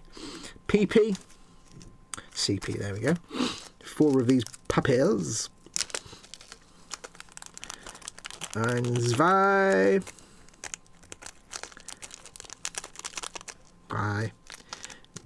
Yeah, so if I haven't got all the right number of little sockets for my HT leads for the ignition coil, I don't really know what I'm going to do. Right, so we need the piece we've assembled before, which needs to be this way around. And we want this one with the connector on this side. Now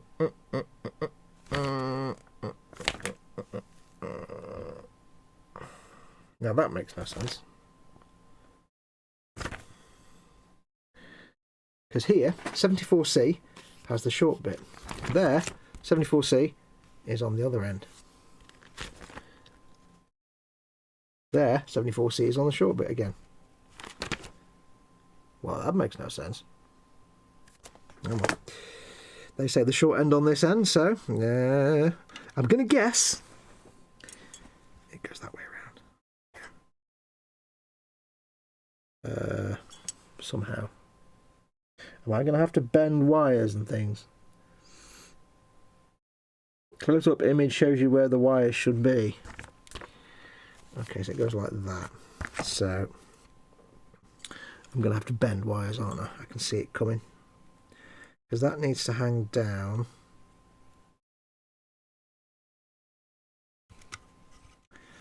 Huh. Or maybe not. Maybe. This is where it gets a bit tricky now, you see. Yeah, das ist richtig. I don't need to bend anything. I'm probably going to have to bend things, aren't I?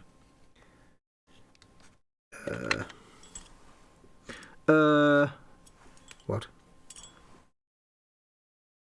Also, that's not...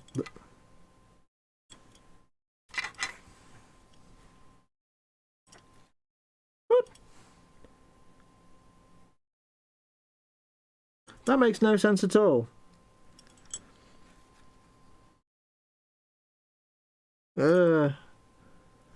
This bit here should be there, which means it's that way round. But then that makes no sense because what?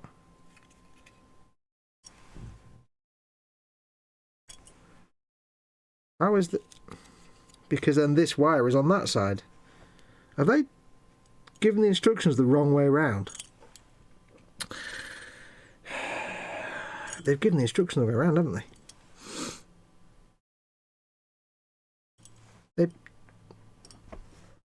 They've completely done this the wrong way around. You've got the wrong lights going into the wrong bits. Deep sigh. I thought there was something amiss. Pops, come on. Come out, don't break. I have to unscrew this piece now, aren't I? Yeah, they've mislabeled this B and C. So if you follow the instructions for the last two steps, these will be the wrong way around. Das ist nicht richtig. I can leave that there. This can be pushed out. This can be pushed out. There we go. So if you're building this, take note of that. 74, 2 and 3 mislabel this because the bits need to be like that, because then they go in here like this, you see. I think. Do they? It sits in there like that. But if you have them the other way around, that needs to be here because it hangs down through there. So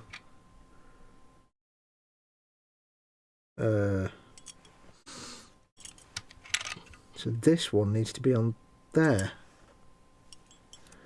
which was completely wrong. So be aware of that. It misguides you, it misdirects you completely.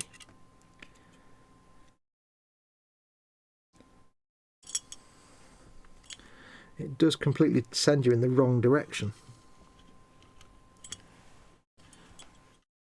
It's just, they've just mislabeled the assembly part, that's all. So that goes on there like that. That goes on there. And we're going to have to bend these. I don't quite know if I need to bend these or not. I think I will, won't I? I can't quite tell.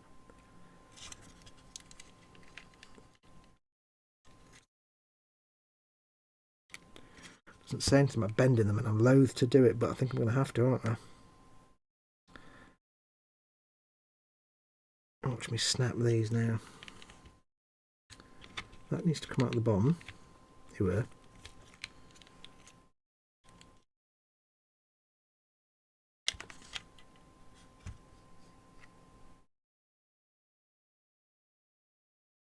I'm loath to bend any little electrical bits, but I think I'm going to break them.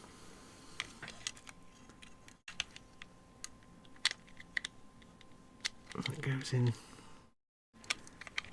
It's not wanting to go in. I can't see exactly where I need to bend them though. That needs to hang down there. That goes up over there.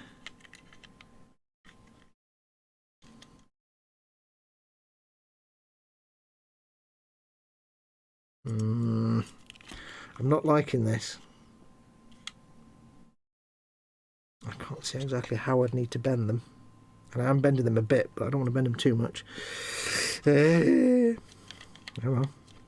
Let's just see what happens. Try screwing it in, see if we can get the screw to gently bend things for me. Because that's one solution.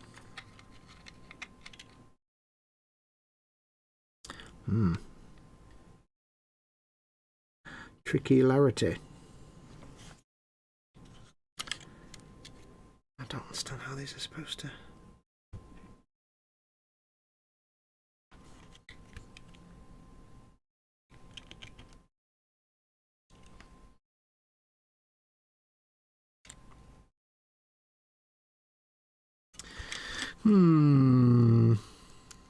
I can't guarantee these brake lights are going to work when I've finished. At all. But you know, hey. No, that's not going in anywhere. Can't actually see the hole. Where's the hole? There's the hole. There's the hole. Come on. Get on the screw thread bit thing. There we go. There's the hole.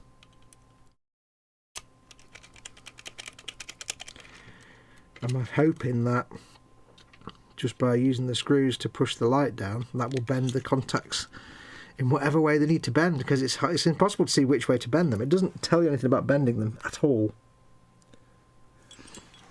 It doesn't give you any help at all on that angle, so I can only hope that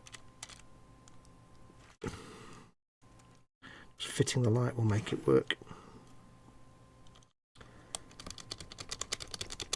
Praise the Lord and pass the ammunition.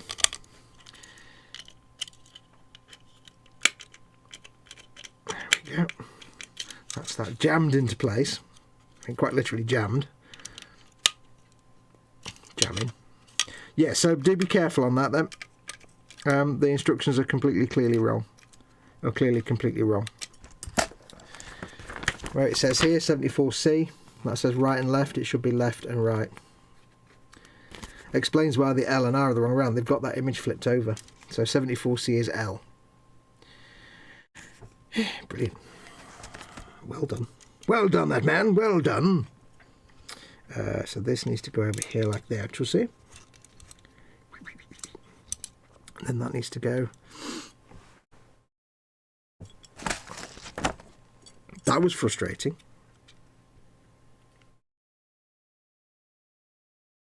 Unless, of course, I messed it up again. I don't know. I can say. It's entirely possible. Bend them a little bit just to get them started, but... I'm thinking. I've gone a bit wrong somewhere. Never mind. Let's just... I might use a little bit of tape to actually tape this down. Let me get a little bit of tape. A little bit of tape. Because there's no point trying to grapple with wires when you can just tape them down. Let's get some good old 3M blue. My belly is making all kinds of weird noise. I do apologise. Let's get a little snippet of tape. Let's get that on there. And let's just rock it up. There we go. Tell you what, let's just get a different piece of tape that's actually adhesive. Sigh. Right. Let's stick that down there. just for the sake of easularity. Because there's a little recess there that this wire is supposed to come out of. Go into for those two. Let's put a little bit there. It's not pretty, but it's also not going to be seen, so let us. And I can take it off again in a minute if I need to. Just put that there. Just holds it in place so I'm not fiddling with it and fannying around with it. That now needs to go on here like the other one did. Somehow. Don't know how.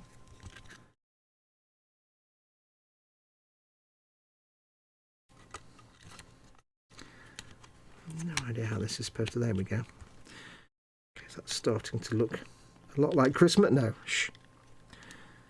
We're going to have to real force this one again, aren't we? Convince it with some convincings, I think. I just worry that I've messed it up. Now this one, you see, doesn't want to cooperate at all.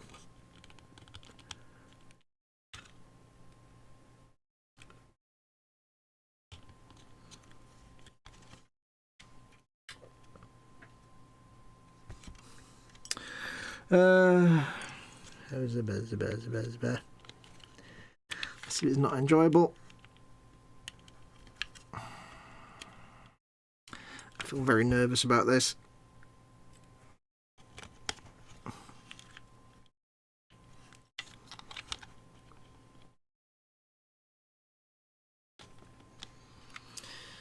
Let's get a screw on a screwdriver. Let's see what happens.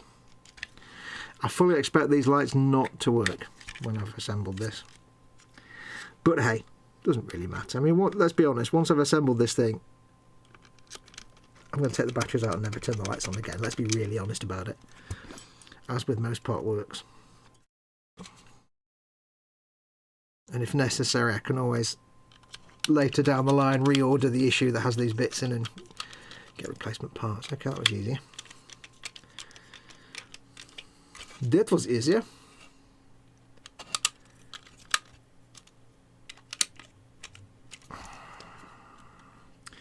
That was fun. So, before I attach this to anything, let's hook it up to the car and see if it works. This will be off camera, but I need to know. I need to know. Let's see what we can do. Let's connect it back up again. This is where I break the connector now. You watch. How does this go back together? Like that. Let's give it a try. Wish me luck, kids. Brake pedal. Huge success. Huge success. Everything's brilliant. I'm a genius. I'm so good at this. Probably break it now when I disconnect it. Hey. Come on, disconnect. Curses. Unfortunately, it's a really grippy connector. Get off. There we go. That worked, thank goodness. So, says, get the body of your car and put it roof down the work surface. Position the rear body panel 74A, which is not this bit we've just done. It works. It works. Yes. Oh. Okay, so this needs to attach to something. I don't know. Put that over there. 74A, which is this piece. I need to put my knife away. Get that, turn it over. Turning now, sir. Roger, turning now. And we need to move the camera out again. There we go. Hopefully this is actually reasonably in focus. Do let me know if I'm horribly out of focus. What's my... Hang on. There we go. Having chair issues as well. Yes, so if you are building this, just be mindful of the fact that you get them two the wrong way around. I mean, it's easy to take the Mac out again, but just be really careful.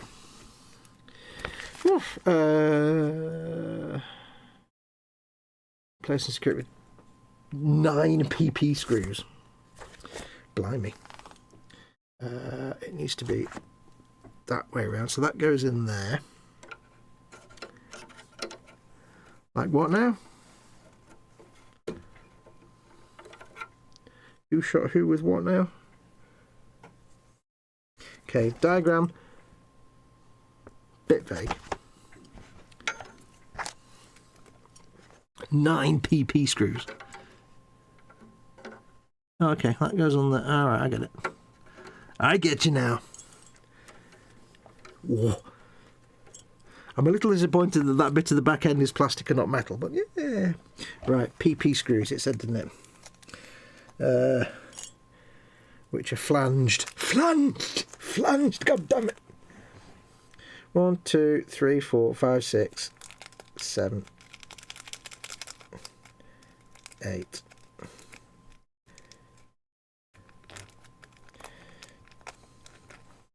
Eins, zwei, drei, vier, fünf, sechs, sieben, acht, neun, 10. Das ist richtig. So I've got my 9 PP screws. PP. I'll put them over there. So these need to go in from this side, so that's going to be tricky. Tricky, I say, tricky. It's going to be. I could put it this way. I could just do it. Making life easy for me, are you? So these need to go 1, 2, 3, 4. Where? 5, 6, 7. Where? 8, 9. I don't know. I'm not quite sure where they go.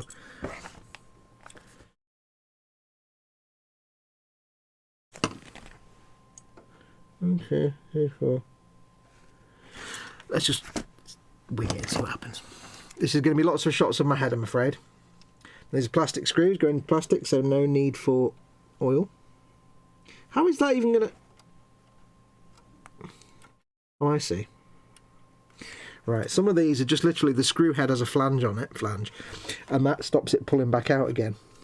It's not actually securing it in place, it's just kind of locking it in place with the sticky out bit, so it can't pull back out again. It's a weird way of doing it. It's really hard to get a screwdriver in there.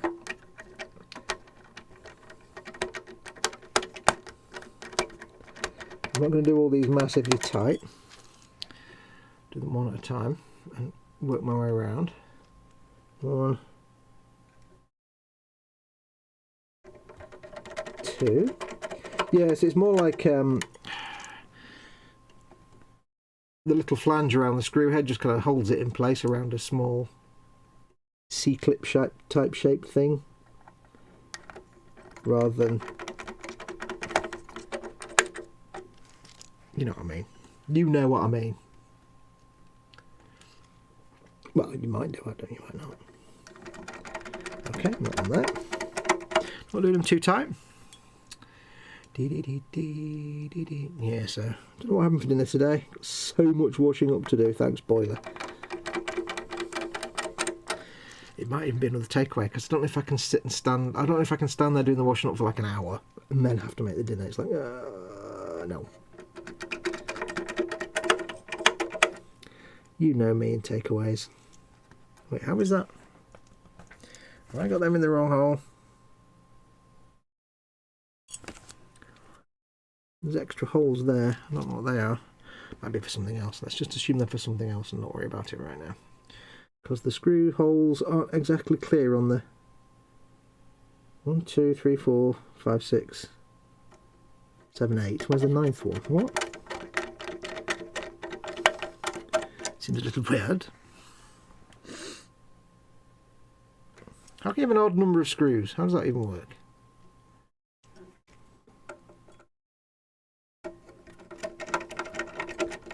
Can't get my hand in there.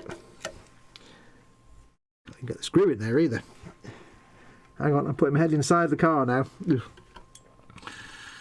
It's quite tricky to get in these little corners. Right, let's try the smaller screwdriver. Might be make it more accessible.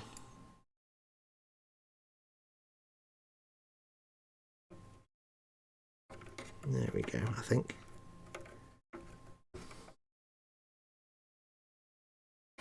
Can't even see where the hole is for that one. Oh, there we go, it's in. So 1, 2, 3, 4, 5, 6, 7, 8. Oh, there's one in the middle there.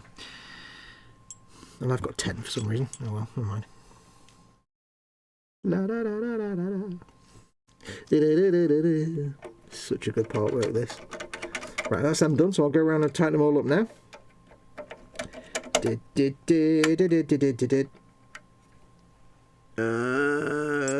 That might be the wrong one. I put that one in the wrong one.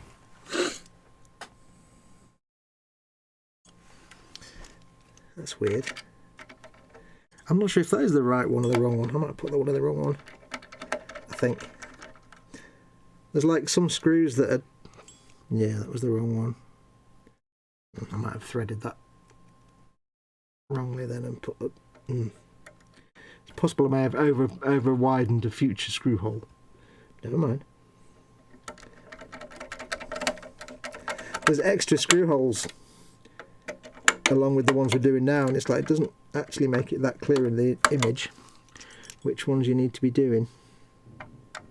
There's my belly making noises. Quiet belly. There's no time for your shenanigans, I'm afraid. Can I put it this way? Will that be easier? Let's do it this way. Might be easier. Well then, that's a bit easier. Yeah, get in the screw. There we go, that's easier. This is probably really terrible to watch. I don't doubt it for a moment. Let's use the little one again. There we go. And that one.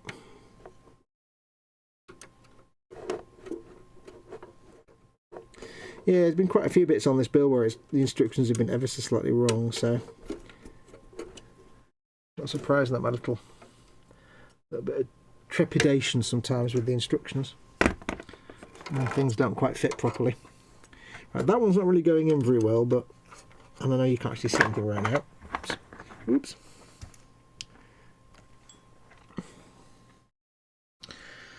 Why is this not one going in very well?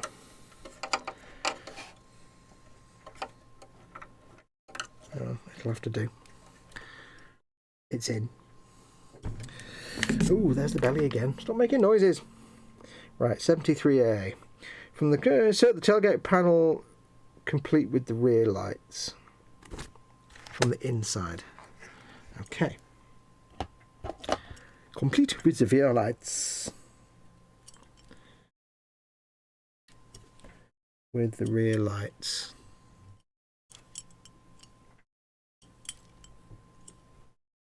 Wait, what?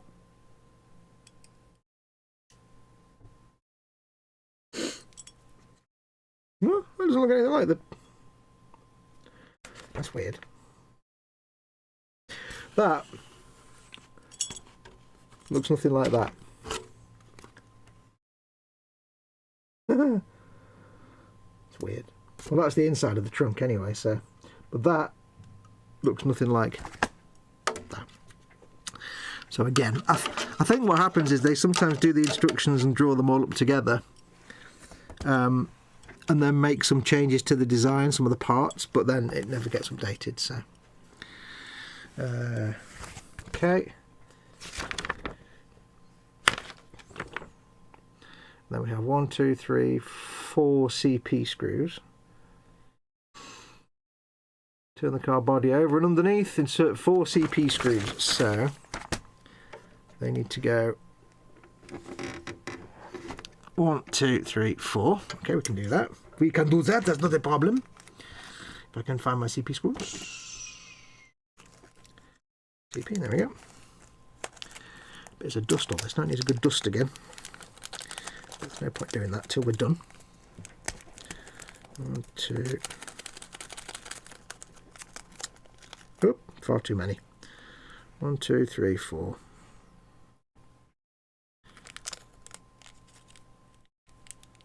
The little bags are great for screws, but they're a pain in the bum to try and get screws back in them. because of the little thing around the edge, the little lip. Which is fun when you're on a live stream and try to do it live. And what were these screws again? I've got one left over now. What was it? It was a PP screw. PP screw. PP, you see. I'm a child. Don't forget, folks, if you want to catch my attention in chat, just do @ModelMakingGuru, because I'm so distracted doing this that I'm not going to see chat otherwise. I don't need you to do a super chat, because you can't anyway. It's demonetized. Well, because it's a Patreon live stream, there's no adverts. It's not monetized until it goes into an archive later. So you can't do a super chat anyway.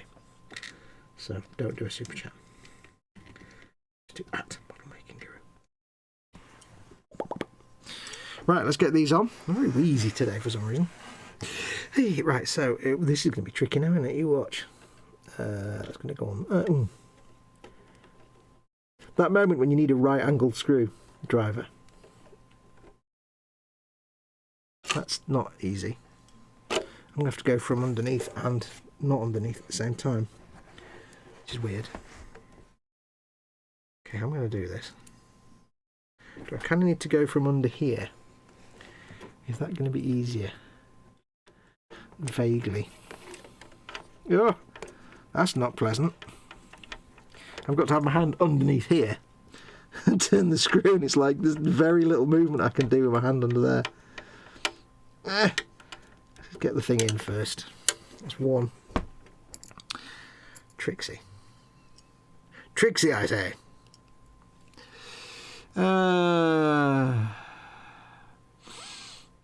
We're talking about one good thing about an LED is that you won't burn one up by reversing polarity. That's true. Wire edge electrification Fox. Says Paul Lewis.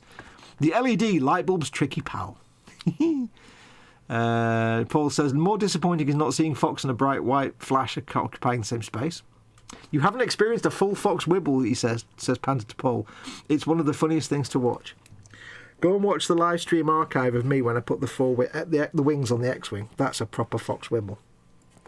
That's like 2 hours of non-stop wibbling, that is. This one's even worse now because I can't get my hand around that end.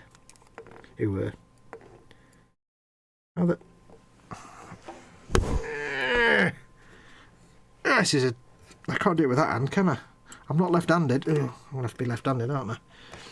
Imagine a world where Fox is left-handed and isn't a complete cat-handed right-handed person. I can't screw with my left hand. I'll try not to say that ever again. I don't even know if I'm turning it the right... Yes, I'm turning it the right way. Oh, screwing with my left hand, it's not natural. I've just noticed some dirty great big nub marks on the chrome trim around the rear window. Oh well. Not much to be done about that, I'm afraid. Not unless you want to strip the paint off them and repaint them completely. Which I wouldn't recommend. They have done quite a good job of covering up nubs on the chrome parts, but not a perfect job. There's a couple of nubs I can see there on the outside frame. It's like, could you have had the nubs maybe on the bottom, not on the top, where they wouldn't be quite as visible? That would have been better.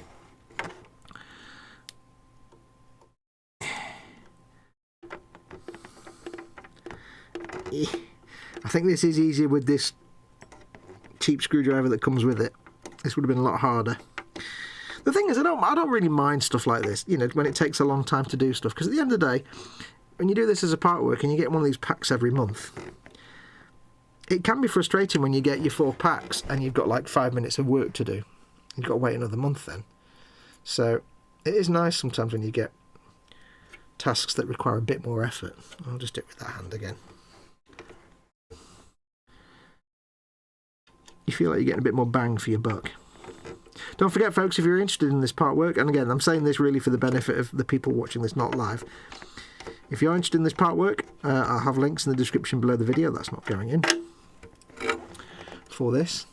They've got lots of other Partworks as well, of course. They've got Iron Man, R2-D2, Fanhome, do the licensed stuff. So there's, you know, Iron Man, R2-D2, loads of other bits. They do a kit from Knight Rider. Lots of other things. I don't even know if I'm on camera. I don't even know what day it is. Let's tighten this up now, might as well. If I can do it with my left hand, I can certainly do it with my right hand. I'm going to need to clean these windows when it's finished though. Ugh. Before we put this body shell on, I must remember to give the interior of the windows a good clean, a darn good clean, because they're filthy. Right, that was the tricky bit. Now, from above, insert 2 PP screws. Okay, that's easy because it's done from outside. I can do that. I can do this! I can do this! Yeah. Just being so careful not to scratch paint. It's quite tricky. So, 2 more PPs. Pia pia. This is the pia pia sia.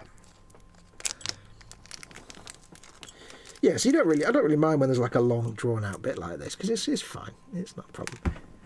It's good. Now, somebody did ask me the other day about, can you just buy this Partwork all in one go?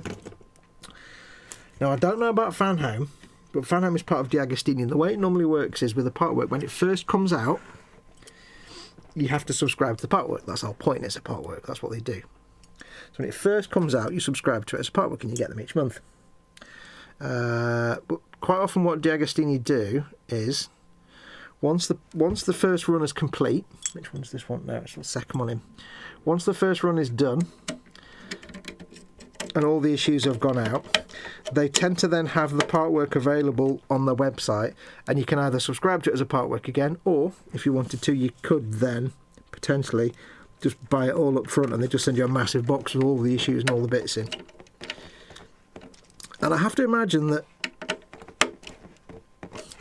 getting a Partwork all in one go and just having it all there in front of you must be actually quite good fun, because it's like the world's longest model making project. I'd quite enjoy that. But it does seem to be only when a run is finished, and that's D'Agostini. The Fanhome ones, of course, these Fanhome Partworks, they were on the D'Agostini website first, the Model Space website, before they made Fanhome. Same company. So these aren't the first run, but they are the first run for Fanhome, so they're not available yet other than as a Partwork. Once the runs are finished, whether they'll then do it as a Partwork or buy it all in one, I don't know. I do not know. Right, and that completes the tail end for now. Look at that. Oh, let's get a proper look at that. Oh! Oh! Oh! I'm getting moist. Just, it's not even the full completed bit yet, but you've got the trunk release latch. Oh, it's starting to look a lot like a Dodge Charger now. I can't wait until we put the nose on that. Now, I've got some concerns actually with the front bit because of the way my actual chassis went together, but yeah. Now, one last bit in this issue. It's I've done one pack and it's come up to 7 o'clock. 74F and 74H. So, it says, attach the ignition coil to the coil bracket. Even I know what an ignition coil is. Using a QP screw. QP again. That's a CP. That's a PP. I've not got a QP screw. Where is it? There it is. That's a DP. There's my QP. QP screw. There we go.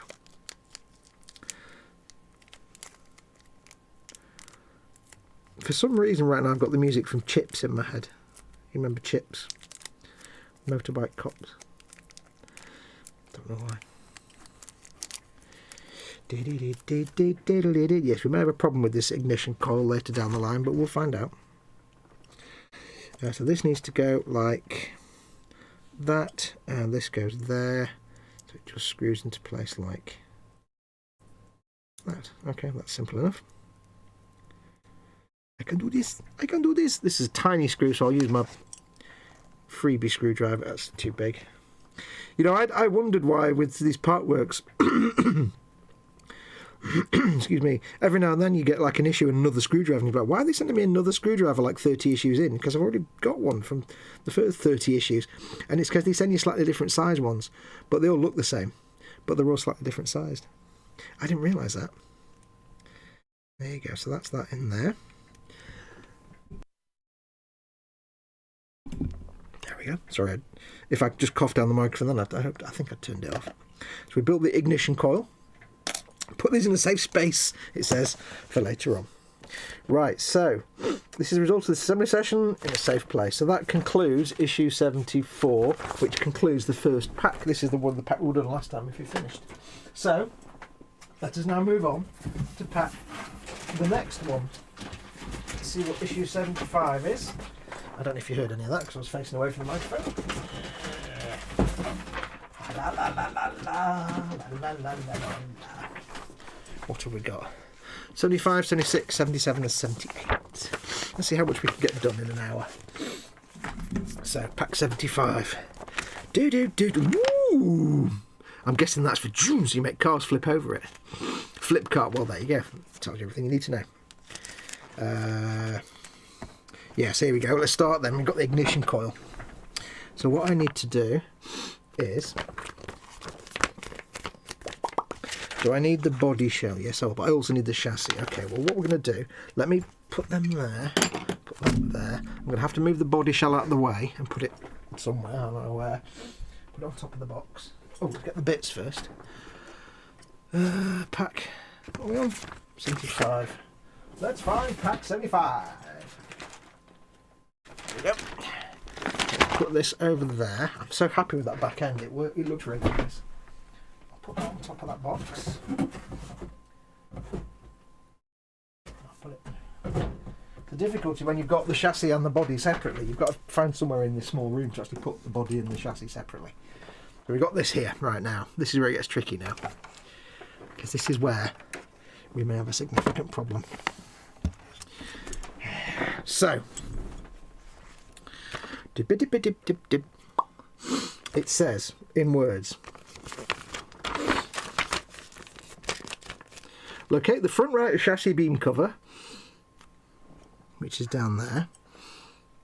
Remove the CM screw on the right. So you guys can't see this, but there's a screw down here on the right. In fact, why not put that way around, you can see it. The ignition coil is going to go in here somewhere. So I need to take that screw out. It's only in there temporarily. Take out that screw. Gentlemen, take out that screw. And I can get the ignition coil in, but the problem is I don't think I've got the bit to connect it with the wire. So let me take this screw out first. I use this screwdriver because it's bigly and long. That's that. Okay.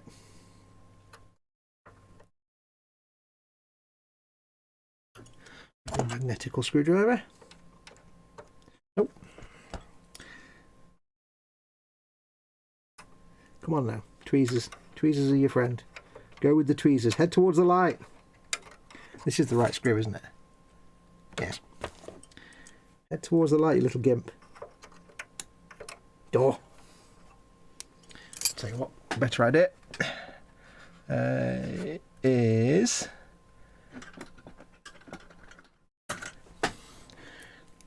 80-degree or 75-degree angle screw grabby things. Nope. Darn it. Come on now. You know you want to come out.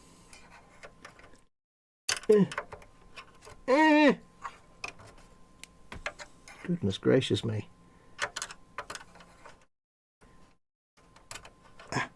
Yes, there we go. Now it's magnetic, you git. Right, so that goes there for a minute. So it says. I'm moving the camera away a bit.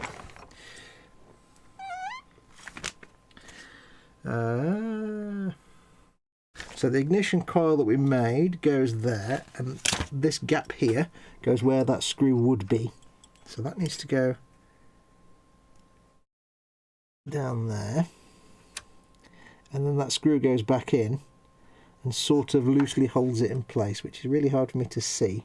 Okay, right, so basically put the screw back in again. KMs. Oh no, it's a different screw this time. Ah, yeah, that was a temporary screw we had then, wasn't it? So we need a KM screw now, provided with the previous assembly section. No, I don't remember seeing any KM screws. I don't remember seeing a pack of KM screws anywhere. Have we got a KM screw? We might have. If not, we'll just use that other screw again.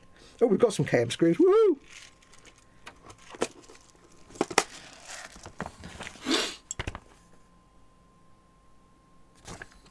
Provided with the previous session. Apart from it wasn't. But never mind. Moving on. Right, so there we go. I'll get a little bit of oil on this. A little bit of oil. If I can get the lid open. Tiniest touch of oil. Oh. Yeah, so I can imagine it would be quite good to get a Partwork just all in one go and just have this massive, basically, jigsaw puzzle, which is what it basically is. Because it's mostly just screwing in. It's not really... They're never normally anything too complicated. Can I get that down? Except that's not even... Need some tweezers now to push this thing forward. While I... Flange. Blah, blah, blah, blah, blah. Can't get the thing out now. Get out of the engine bay. Come on. I'm not turning you upside down. I'm turning you upside down, aren't you? You're going to ask me to turn you upside down now, aren't you? Gosh darn it. The bane of a real mechanic's life is stuff falling into the engine bay. Compartment. Right, back of my head, I'm afraid. Come on, come on. Out you come. There you go. Right, see? Come on. There we go. Good girl. Now, what I need you to do is not be an arse. And go in where you're supposed to go. Let's get that a bit more. Way. Ping. That goes in there. Ah! Yeah, you're going to tax me now, aren't you? Oh. It tasks me, and I shall have it. This will not be X-Wing wings all over again. Trust me on this. Well, it won't be because I actually understand how this goes together. It makes sense. Where's me proper grippy tweezers? There we go. Let's get me proper reverse. Oh, there, it's fallen out. Right, so that needs to go there.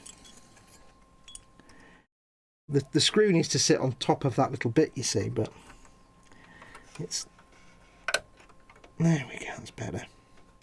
Get that locked in place. Get that tightened.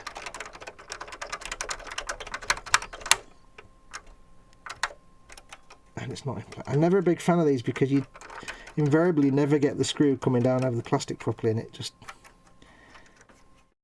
never locks in place. Right. You there. You there.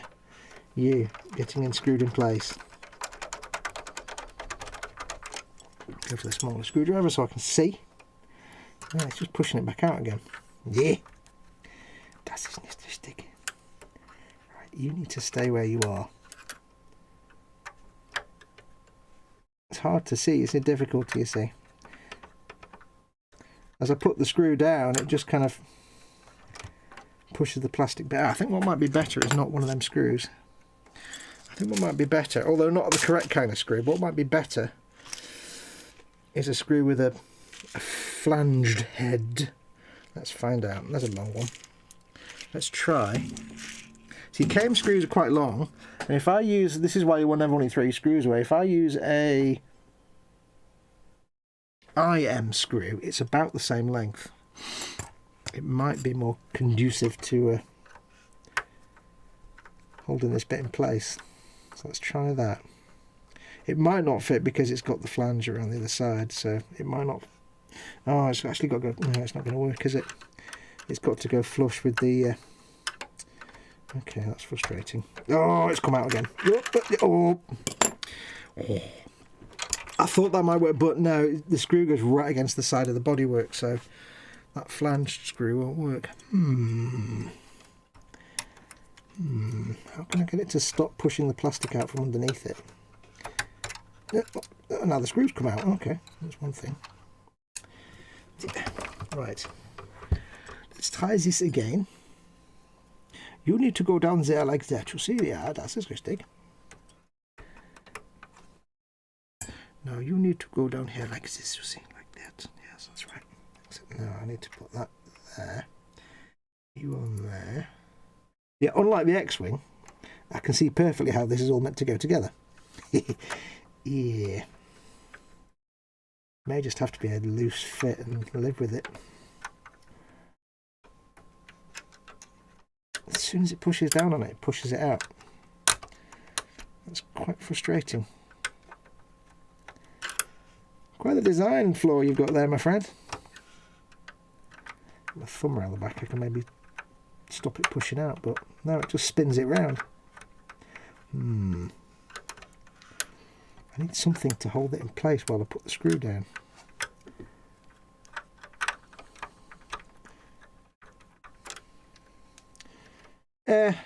It's not going to go in place, no matter what I do.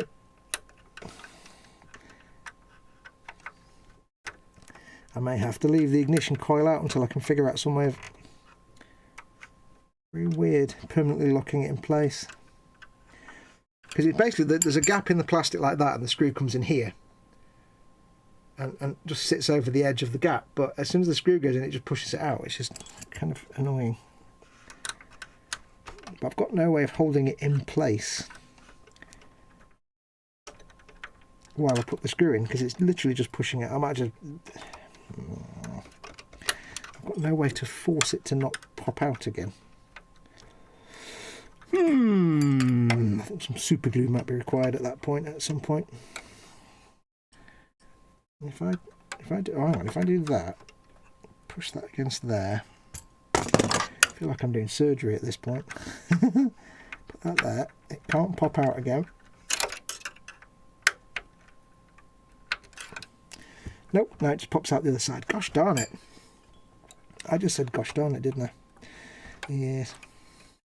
Well, that's going to have to do. It's in. It's not very well in.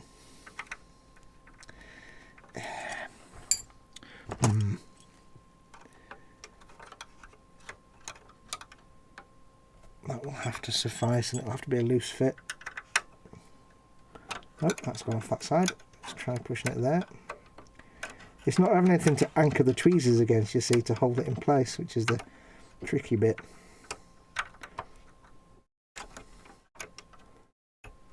I need some really wide tweezers. That will have to do. I can always turn a tiny touch of super glue to glue it to the side of the engine compartment, not a problem. Now the problem we have now is that you can't see any of that. The problem we have now, that's what chat doing really quickly. Right, got a bounce, boing, says Paul Lewis. Catch you all later on the Friday Frolic. Until then, be seeing you. Take care, Paul. Thank you for coming in. Hello. Edward Leonard's in. Squishies. Shrimps. Hey, Edward. How you doing, buddy? Welcome along. Now, the problem we have now is that when I put this HT lead in, it's going to ping out. But also, the big problem I have is... I don't know if I can show you this. The distributor cap is the major problem, because if I can get the camera in close, the distributor cap is here. The distributor has 8 HT connector points. It's an 8 piston engine. So I've got 8 HT leads coming from each spark plug into the distributor cap. There's a problem with that because the ignition coil is supposed to go into the centre one. There's supposed to be 9 connectors.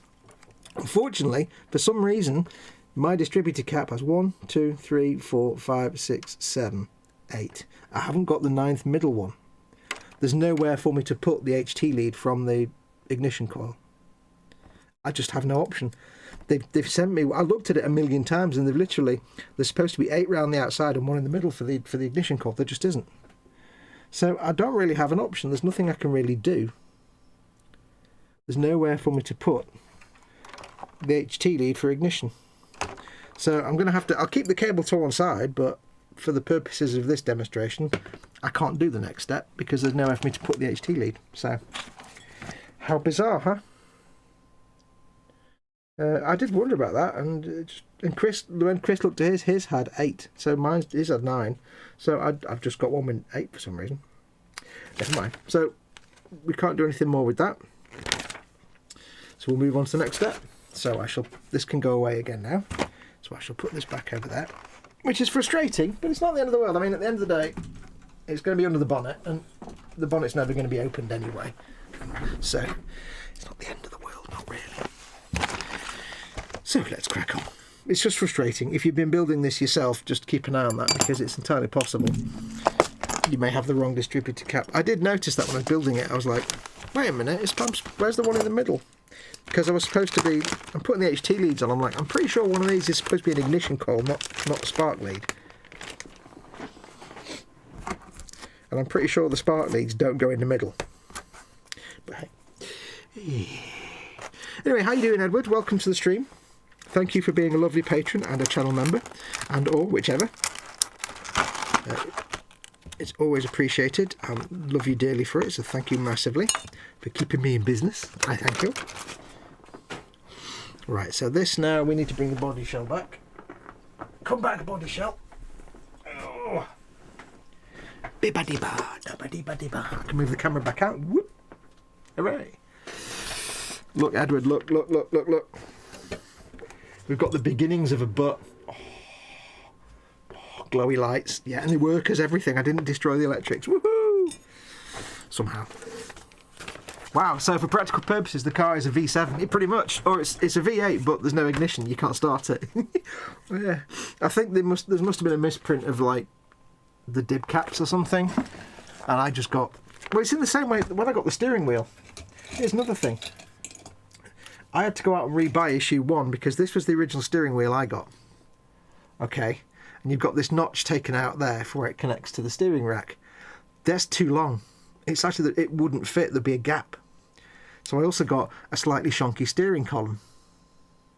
Now it's not like they can accidentally mould it a millimetre too long, because it's a die-cast metal piece. So if it's too long, it's because the mould was wrong. So I get the impression, for some reason, I got like the pre-release pack for issues 1 and 2. For some reason, I got an old pre-release pack. And they changed it, so yeah, I've not come across anybody else with a missing spark lead point, so very weird. Anyway, let's get this thing done. So turn this puppy upside down again. I'm liking this squishy mat. I am liking this squishy mat. And it says, get the car body and carefully turn it over. Insert the curved end of the fuel hose into the hole in the rear section of the car body from above. Secure it with a KP screw. From above. So I've got to put it in here. What? So I've got to put it in there. Okay. Or at least it locks into place because it's a specific shape. And I want a KP screw. Okay. I can do that. I can do that.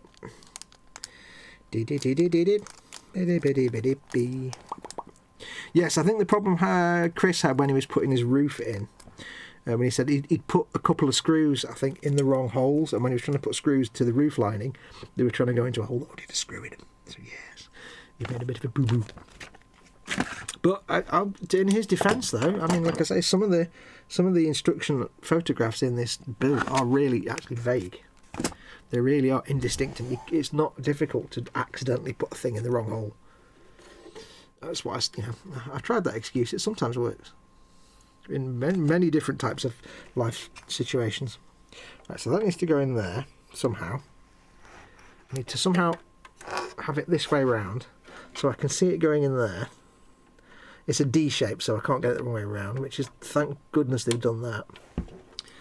And then I also need to get this in the hole. Oh, that was easy enough. Not a problem. I've just got to make sure it's not spinning around in the recess. It's like a D-shaped recess basically, so you can't get the fuel pipe, hopefully, pointing in the wrong direction. It's the world's worst shakuhachi. No, it's not shakuhachi, never mind. I'm talking rubbish. Need some water.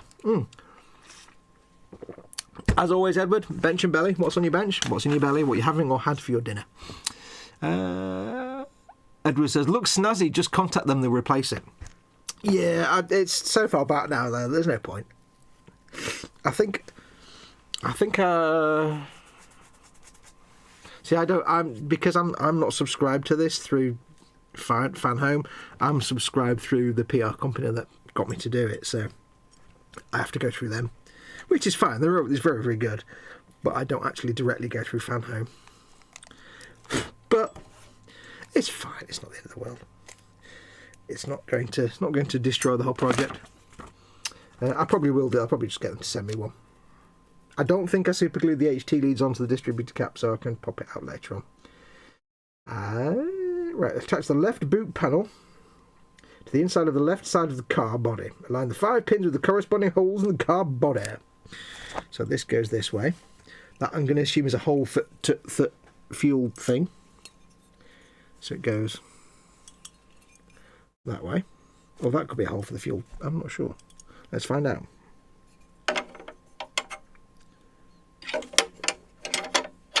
Or not, as the case may be. Yes.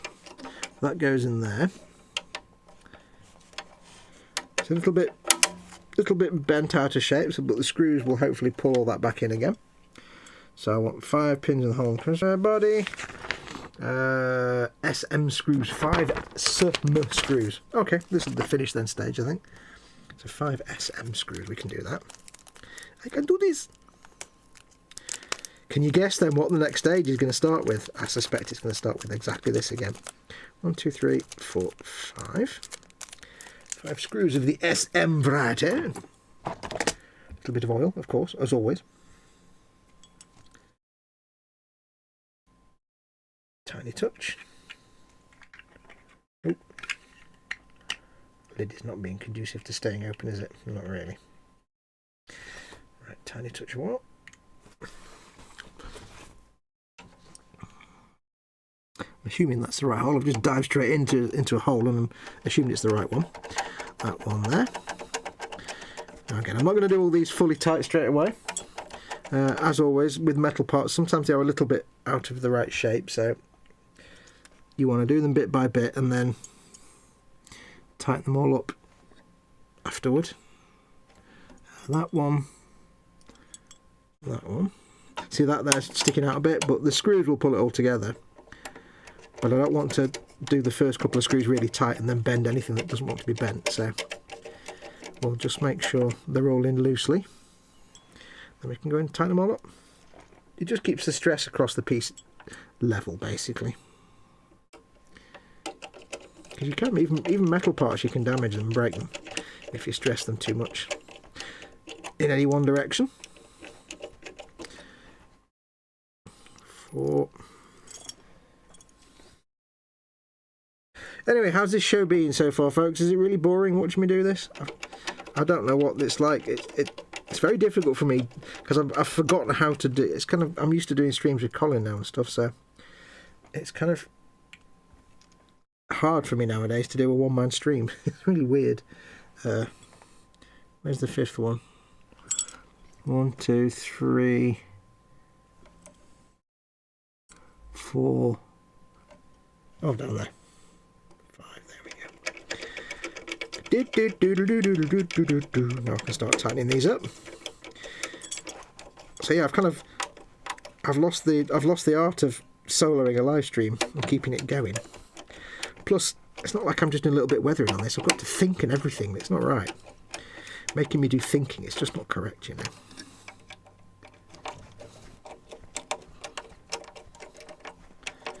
No, I won't deny, I won't lie to you, I am worried about a future part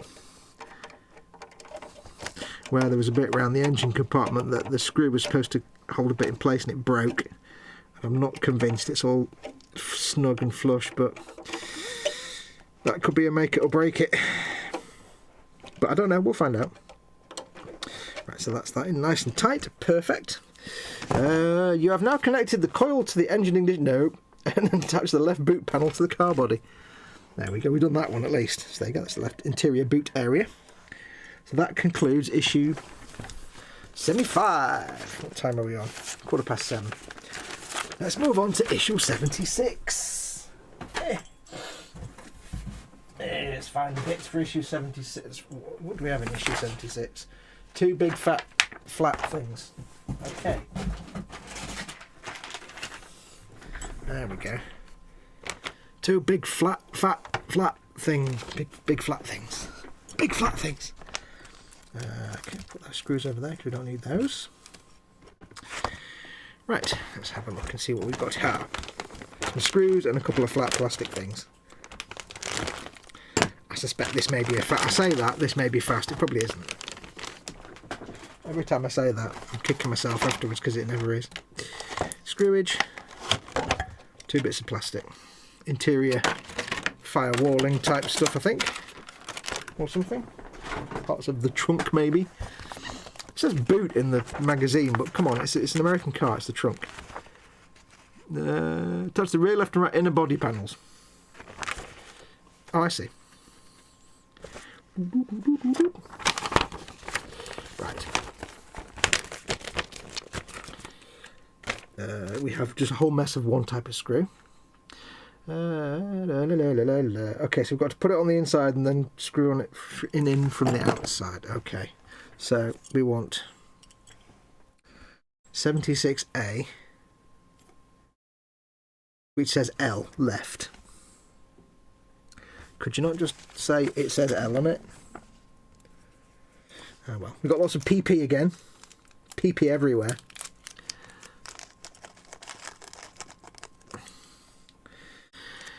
So we have, we want to get this panel in here, you see, like there to see, which I'm going to guess goes like that. Woo! It's magic. How did I know? How did I know that? Because I'm dead clever, me. I'm well smart. I'm smart.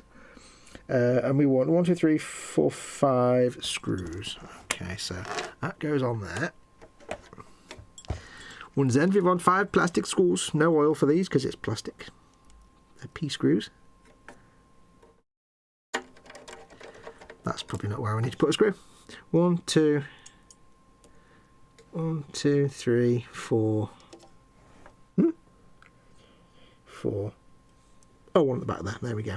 Let's do that one first. I know you can't actually see this very well. Camera's in just the wrong place. I know. I could just turn it around, of course, couldn't I? There you go. Bit better. I don't even know if I'm in focus now, though. I'm probably not. Never mind. If I'm horribly out of focus, by the way, all the time, then do let me know, because otherwise I'll make a tit of myself. I was kind of hoping to have got a bit more done. But that's the thing with this build. It's tricksy. Like you do the Iron Man, you could do like 12 issues in 1 hour, because there's like very little to do, but this one, you might not have a lot to do, but it's not fast to do it. Did.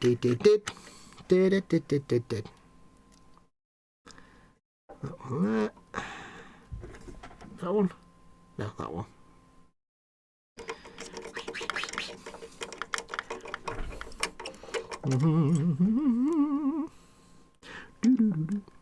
Okay, we'll get all these in, then we'll tighten them all in one go fully. I assume the next step is to do the other one. Don't forget to ask me questions in chat, folks. I've got something to talk about, because I don't really want to just be talking about what I'm doing. I'm boring.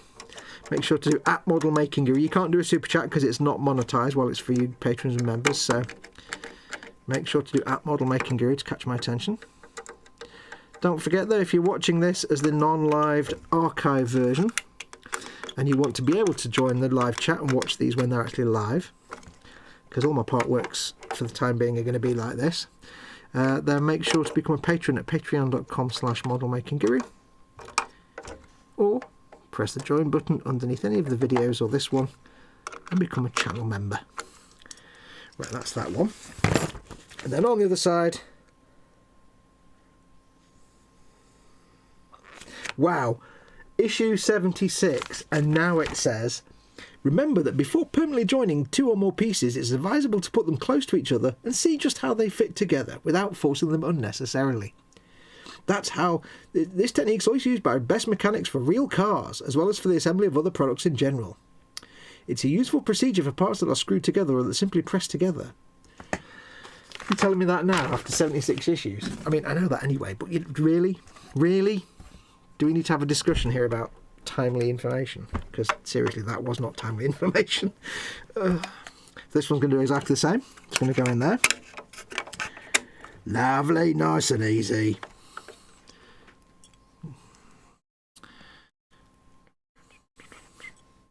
Yeah, you need to work on your timer there a bit, Fanhome. Diag. So we'll do the same again. We'll put the screws in loosely and then we'll go around and tighten them all up.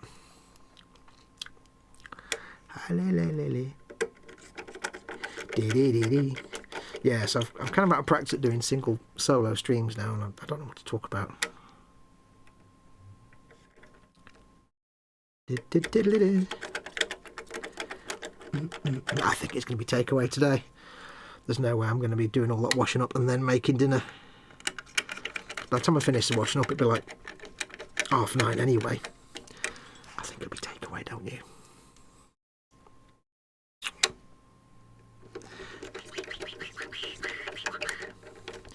And I've got to tell you, it's amazing how much washing up just 2 people bring up after about 3 or 4 days.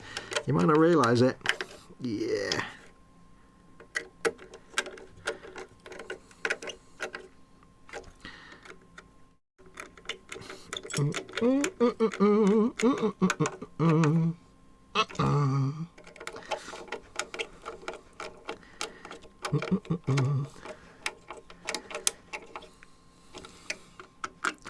Don't forget as well, folks, things like this screwdriver, this work mat, although I've not in there yet, but I will add it. This work mat, all the tools I've used, they are in my Amazon store. There'll be links in the description below the video for my Amazon stores. I'll put a link to this work mat for the company that makes it because it's not through Amazon. So, right, there we go. That's those 2 bits done. So we've got some internal panelling. I think that's it for that issue. Oh no, yep, that's it. You have now mounted the rear left and right inner body panels. Keep what you built in a safe place. I was going to keep it on top of a fire. Is that not safe? Put these, how stupid, aren't they? I'll put these back in the bag and then we'll move on to the next issue. 7:30 coming up to. Teaching me that I need to test fit parts this many issues in. Come on now. Really? 77 is small, so it might be boring. Here's hoping. Not sure what this bit is now. Being so careful of the paint job. 77. The fuel cap. Ooh. Assembling the fuel cap. And then some spare parts left over. I like the way the fuel cap just says fuel on the top as well. Right, this should hopefully be. So there's the real thing. Fuel, just in case. I mean, look at that. Even just the fuel cap looks so ornate and beautifully designed. Nowadays, it's just boring. Modern cars are rubbish. They just really are. Modern cars, they're all just rubbish. There's no such thing as a modern car that you can show me that I would go all drooly over, because they're not. They're just rubbish.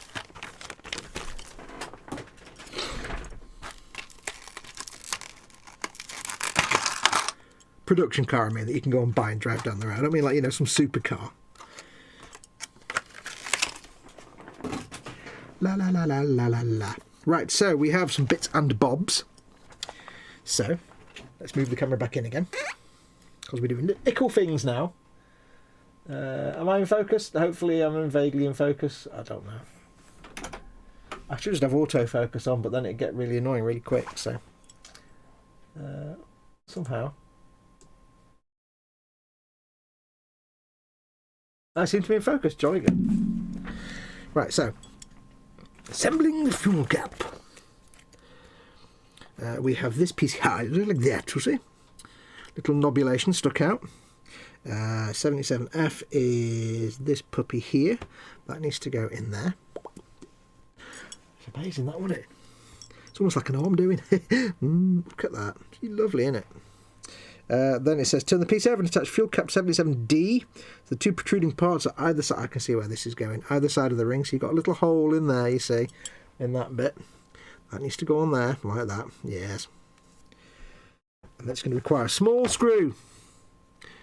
Oh, what? When I'm holding this like that, it says do that, and then the next page, here's some information about the fuel cap. No! I could have done that at the end. Honestly. Now I did an RP screw. Don't... Pacing, people, come on. It's not how this works, honestly. I do apologise, by the way, that you missed out on you didn't experience a proper Foxx wibble earlier with that thing. I know you were perhaps hoping the way it was starting out to look like I was going to get a wibble on, but no. I was expecting that problem with the distributor cap anyway. It was to be expected. This seems a very long screw for this little one piece, but let's find out. Oops. I can't let go of this now. Ah! Come on now. It tasks me. There's a tiny screw head on this screw. Oh, got burps. And they're hungry, not eating anything burps, which isn't good. Okay, put it in that side first. Okay, all right, it goes in from one side. If you're making this yourself, it goes in from one side only, because the other side's a bit smaller. Right, so that goes on there. A lovely little bit, this is. It's rather pleasant, I think, you'll find. It goes in there. It's a shame they didn't give you a silver screw, really, to complete the clean, crisp look, but...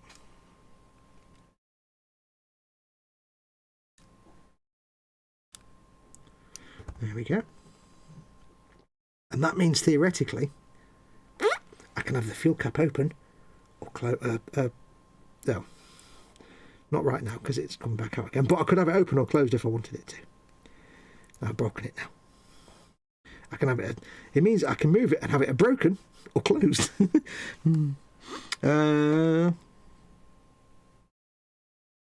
Once you have finished this assembly session, check the fuel cap's hinge has the same resistance when opening and closing. What? Well, yeah. I don't know what you mean by that. Same as what? It's fine. I'm guessing because that popped out, but I'm guessing once it's screwed into place on the car body, which is there, you can't see, it'll be fine. You now have some of the fuel cap, keep in a safe place to get the pieces you haven't used yet, these three. Right, that concludes issue 77. See, some of these are quite quick. Issue 77. Issue 78. Well, I finished the second box. Bech. Bech. Bech. Isn't that a Klingon dish? La la la la la. Ooh, rear left wing. Ooh. Ooh, we're getting into sexy times now. Look at this. The assembly, so you'll attach the fuel cap and parking light to the rear left wing of your model. You will then attach the wing to the car body. Oh, we're getting into sexy times now. Oh, yes. Right, so we're going to need the parts. Oh, crap. It's not small. I'll move the camera back out again now then. It's not small, and yeah.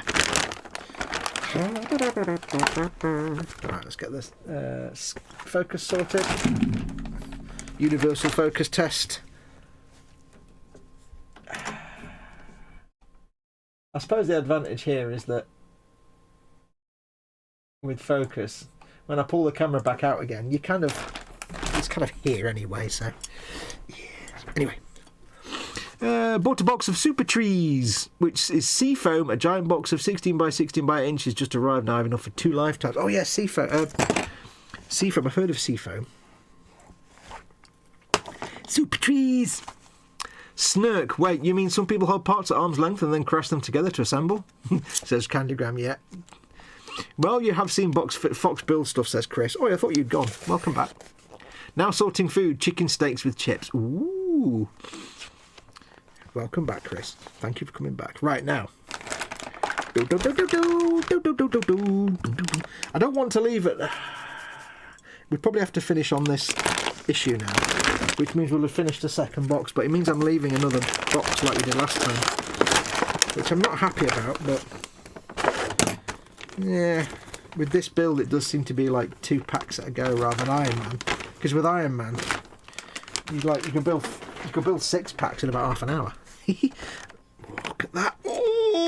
Oh, starting to look a lot like Christmas. Oh.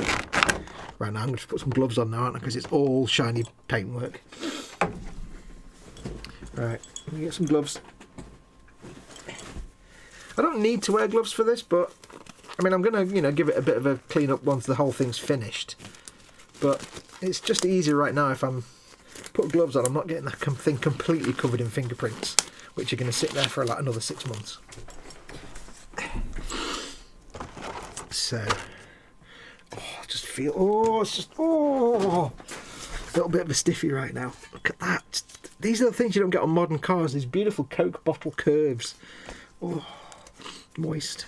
Right, these gloves smell funny. Right, where are we? Put the knife away. Get the pieces from the last stage. Insert the parking light frame 77B into the rear left wing.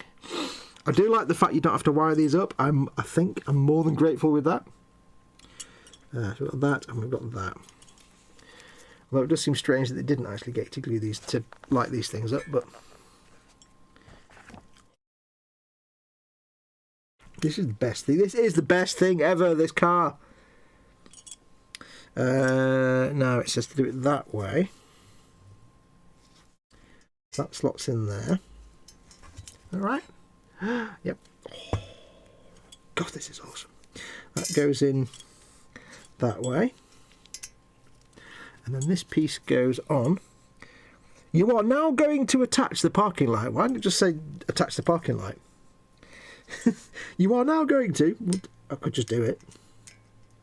There's that option as well. I like the fact you've got the red light and then you've got this silver piece behind it to give it the shiny effect. Because obviously behind every light lens there's a reflector. So I like that. 2 DM screws. Oh, DM. 2 DM screws. I've got to get these bags open now with gloves on. That's a badly thought out. So I'm going to get these in. Nice and simple. Watch this bit be deliciously simple and then the next bit be really, really complicated getting this panel on. Oh, hang on, I need some oil on them. Oh, I'll be fine. It'll be fine for the moment. Not giving me too much resistance and there's not really a lot of paint on them anyway on this side, so that's a lovely little bell-like noise. I have to put it this way so I can get a good grip. This is why I want to wear gloves, you see, so I'm not smearing up the paintwork too much. There we go. Now these don't need to be really tight at all because it's never going to come out. Yeah. And that leaves us with, oh, look at that. Look at that. Oh, lovely. Lovely. I don't know why, but it's just being red and plastic and clear. It's just little clear red things are so satisfying to me. I don't know why. I have no idea why. Right, now. Place the fuel cap you assembled in this housing on the wing. To secure the fuel cap, you need 2 AP screws. AP, was it? AP? What was the other screw I just did? It was a DM, wasn't it? I'll sort all my screws out later. Normally I'd tidy them all away as I go along, but I'll deal with that later. AP, yeah, so I think we might finish this pack and then that'll be it then, I think, for today, because I've got to go and do the washing up and sort them off. Now, Mama Wolf, you see, she's been very good. She went for a snooze just after we started, about 6 o'clock. And because I tried to say to her, oh, look at that little crisp line there. Oh. Don't go for a snooze. You want to be up all day and drinking tea non-stop. But she goes for a snooze because she's old. But she's actually got up and gone back downstairs again. I'm very proud of her. Because normally, if you let her go and have a snooze, she'll just stay there all day and never get up. Oh, that's nice. Oh, clunk. Hang on. What I need to do, I'll do it in a minute. Just get this in place first. So you've got 1 little peg and 2 holes. So the peg goes in the hole. The other holes are screw holes. And it falls out. Of course it falls out. These gloves smell weird. They smell a bit mingy.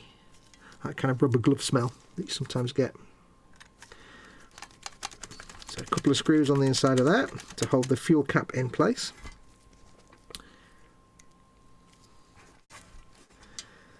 This will be the first Partwork vehicle car that I've ever made. When it's finished, it'll be the first one I've ever done. And it will actually be, once this is finished, this will be my first ever completed Partwork, because I've still not finished the X-Wing. Yeah, I've still got like 4 or 5 packs left of that. I did the great stroppy wibble episode with the wings, and then I started doing this. So, oh, look at that. Let's get a bit of cleaning going on that. Buffing, buffing. Ready? Are you ready? Whoop. Oh, and it's black inside. Look, as if it's like magically empty in there, like an actual, like it's darkness.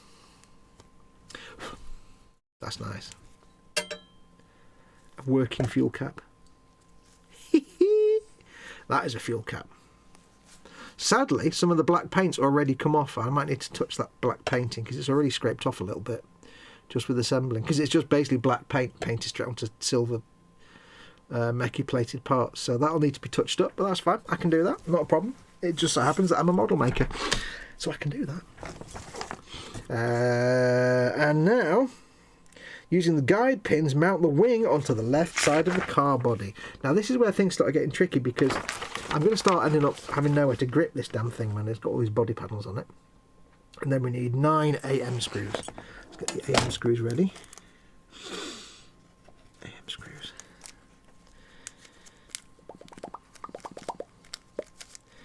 Yeah, at the moment I can grab it by the door sills and things because they've not got any shiny bodywork on them. But it's going to get to the point where I have to wear gloves all the time. Let's get the AM screws over there. Let's get all of them out. There you go. Oh, excitement, excitement. So this needs to go on like this. And what was the page again? So they need to go in with the pins into the holes, which hopefully will just fit like a glove. Oh, like a glove, I hope. Or not. Oh, yeah.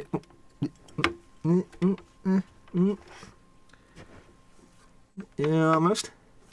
Come on. Okay, it's a little bit bent, but hopefully screws will fix that. So this door sill here is a bit misshapen, but that's hopefully where the screws will pull all that together. So we shall have to hope. And then it says 9 AM screws. So let's get these in loosely. Stay there. Yeah, it does seem to be a little bit warped there, but hopefully once the screws go in, it'll fix that. That's the thing. I mean, they are metal parts, but it's, you know, there's always a chance they'll get a bit misshapen or warped a little tiny bit. So we'll do one at this end. One. Get that end in. 2, 3, 4, 5, 6, 7, 8, 9. There we go. Get one in at this end, right at the other end, just to lock it all down.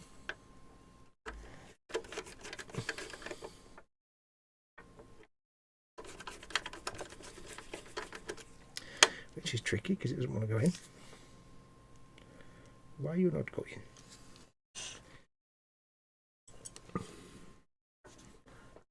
I'm off camera a bit, but go on, in you go. Bit tricky to line up. But we'll get there. Or we might not get there. It's quite hard to see when it's all black, unfortunately. Okay, why are you not going in? Let's just...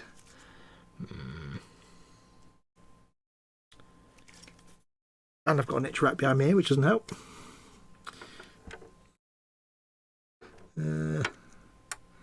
Let's, come on. Doesn't help that I can't quite see where the hole is. Let's try one of the other holes then. We'll work our way around slowly. Apologies, all you're going to see is my elbow.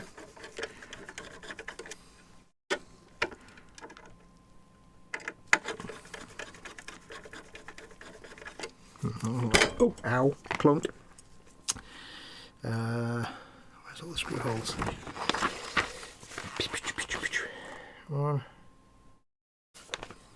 Oh, we've got some down there as well. Okay. do it this way. Push it down that way, it might help. One there. Apologies, you're not really seeing this, I know. This one's not really going in. Let's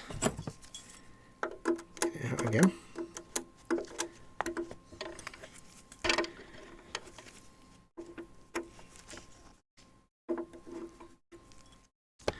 I'm going to guess this is require us of some fettling, possibly, to get all the screw holes to line up.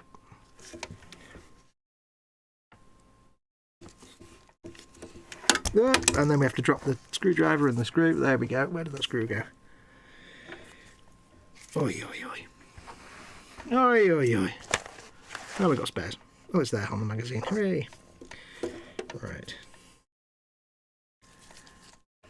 Breaking news! I have 1,002 Twitter followers. Cool. Yeah, it was like everybody was like saying, "Yeah, Twitter's about to die," and I'm like, "Crap!" And I'm only 3 off 1,000. It's taken me 8 years to get to almost 1,000. That's just taking the mickey now. Come on. That's not lining up with the hole, is it? Why do you not line up?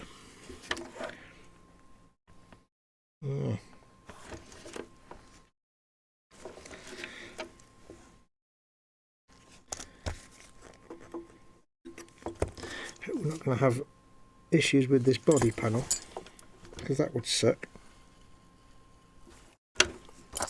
Kind of looks like it's lined up.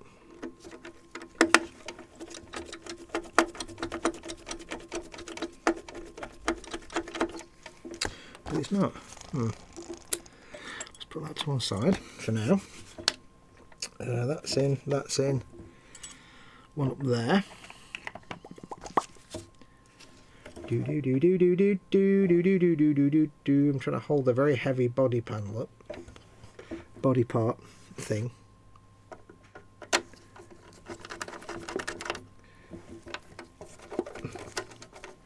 That one's going in, that's good. We like that one. That one's in. See, that one's behaving. Why is the other one not behaving? That one's in. That one is in. Oops. See, they can behave. Why can't you behave? 1, 2, 3, 4, 5, 6, 7, 8. No. 1, 2. Yeah. Let's try the next one. Halala. 1003. Woo! Means I'm almost famous. Not quite. Well, it's taken me what? 8 years to get to that point. It's a bit sad, really.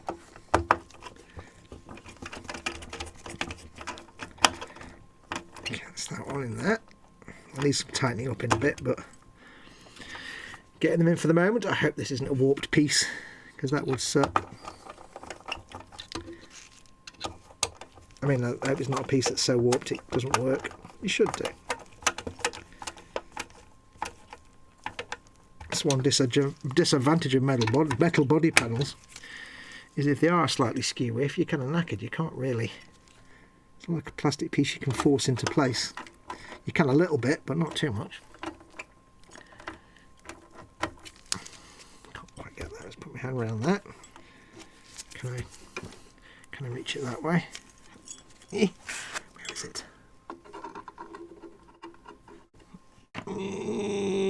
There it is. That's better. Okay, now we've got these two. These are already quite badly warped.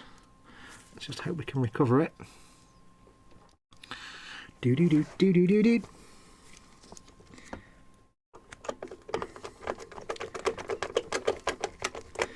As with a lot of things in life, I'd like to think that screwing will make it better. Firm screwing will fix everything. Might not.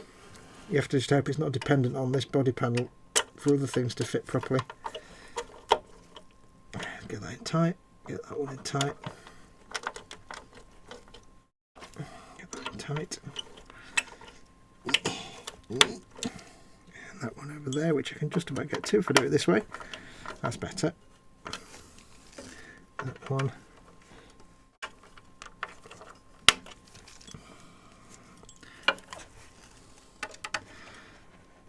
I mean, at the end of the day, if I've got one screw missing that's not gone in, then it's probably still survivable. Okay, that's looking a lot better down that end now. I think that warped bit there may have been counteracted by the force of the screw. Yes, I think. Yes, huge success on this end. Huge success. The screw before it has pushed this into place so it now fits. Happiness. We've got that one other screw to do now. And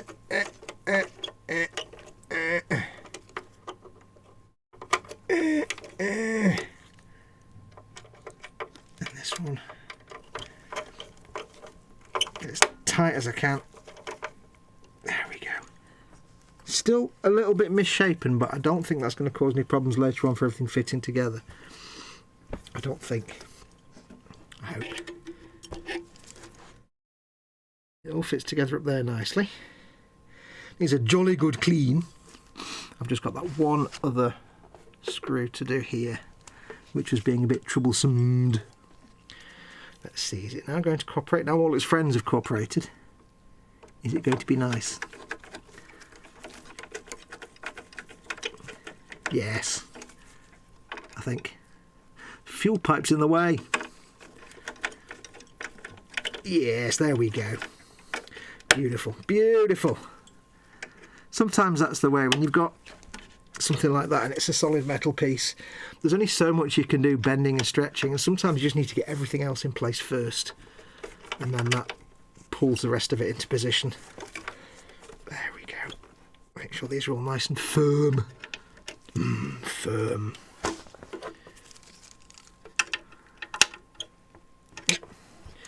And I think that is job done.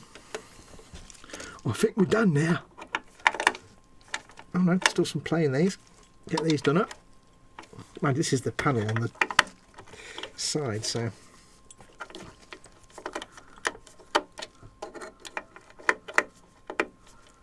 that one's being a bit weird, but it's in, so I'm not bothered. There we go. Beautiful. Done. So, that's our first side panel. Let me get the magic cloth of dropping tweezers. Just get a quick fluff. Oh, look at that. If I can get it up. Pardon, matron.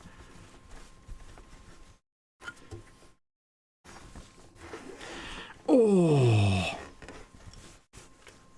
it's looking gorgeous.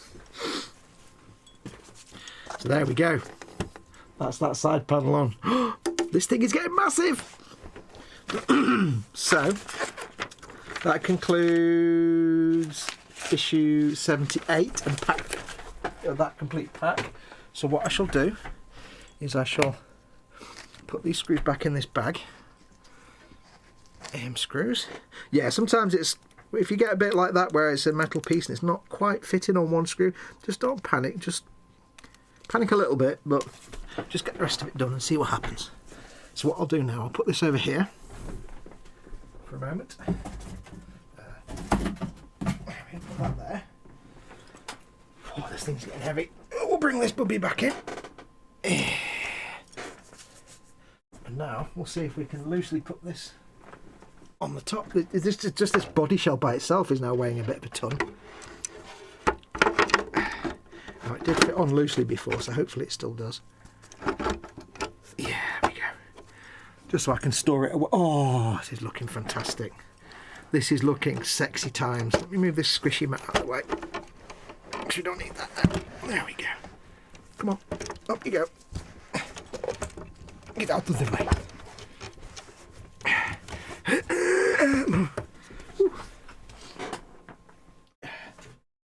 So, let's get this camera back a bit. If I can reposition it. Not ideally, but it'll do. So there we are. Fuel cap opens and closes. So we've now got that part of the body shell done. It's starting to look a lot more like a Dodge Charger. have a look at the back end. Oh, I can't tell you how heavy this is. Oh Christ. It's significantly heavy. And it doesn't matter how many photographs I take of it. Whenever I take a photograph of it, it doesn't look big.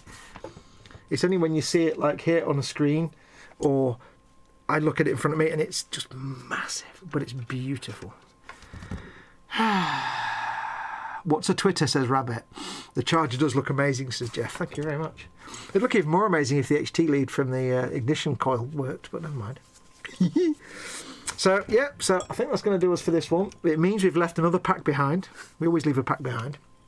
But we'll do that next time. So the next couple of packs come in. Or maybe when the next pack comes in, I'll do 2. That's going to do us. Tomorrow I will do... I can either do a couple of Ironmans, but they'll take about 5 minutes. Or I might do the next 2 packs of the Ford GT40. If I do the GT40, it'll be an open to everybody stream. If I do the Iron Man, it'll be another Patreon one like this one, so it's just you guys and me. And then what I'll do once I finish this stream, if you're watching this live, of course, thank you massively for being a patron or a channel member. You're literally paying my wages. You're literally keeping this channel alive. Without it, this channel wouldn't exist. So big, massive thank you. I can't thank you enough. If you're watching this non-live, don't forget, of course, if you want to be able to watch these streams live and join the live chat, do remember to click on either the join button underneath the video or become a patron at patreon.com/modelmakingguru. And you can help support the channel and get access to them. I will, of course, see you tomorrow. I was going to say something. No idea what it was. It was something. It was probably very important. No, I can't. Oh, I will be back tonight at midnight, of course, for the Friday Frolic with Festa. Me and Festa will carry on with our Orc Stompers, so I've got to get all this stuff cleared away. So stay tuned for that at midnight on Festa 67's workshop. I will be back tomorrow, hopefully, with something. I don't know what yet. Until then, again, thank you very much to my patrons and channel members. I love you guys dearly. Stay tuned in the Facebook Messenger group for the patrons and members, or on the members community channel on YouTube, or on Patreon itself. If tomorrow is the Iron Man, keep calling him Ron Mans. If tomorrow is Iron Man, you guys will get the exclusive live view of it, so I'll post up in there with all the details. Until then, though, thank you very much for watching. Take care of yourselves. Don't forget to check out all the links in the description below for remodels.co.uk, my sponsor, and for all the stuff I've used here. And until then, I shall say take care of yourselves. Thank you very much for watching. Go make something awesome like this. Go be awesome. And until next time, adios, amoebas. Ooh, horrible glove noises.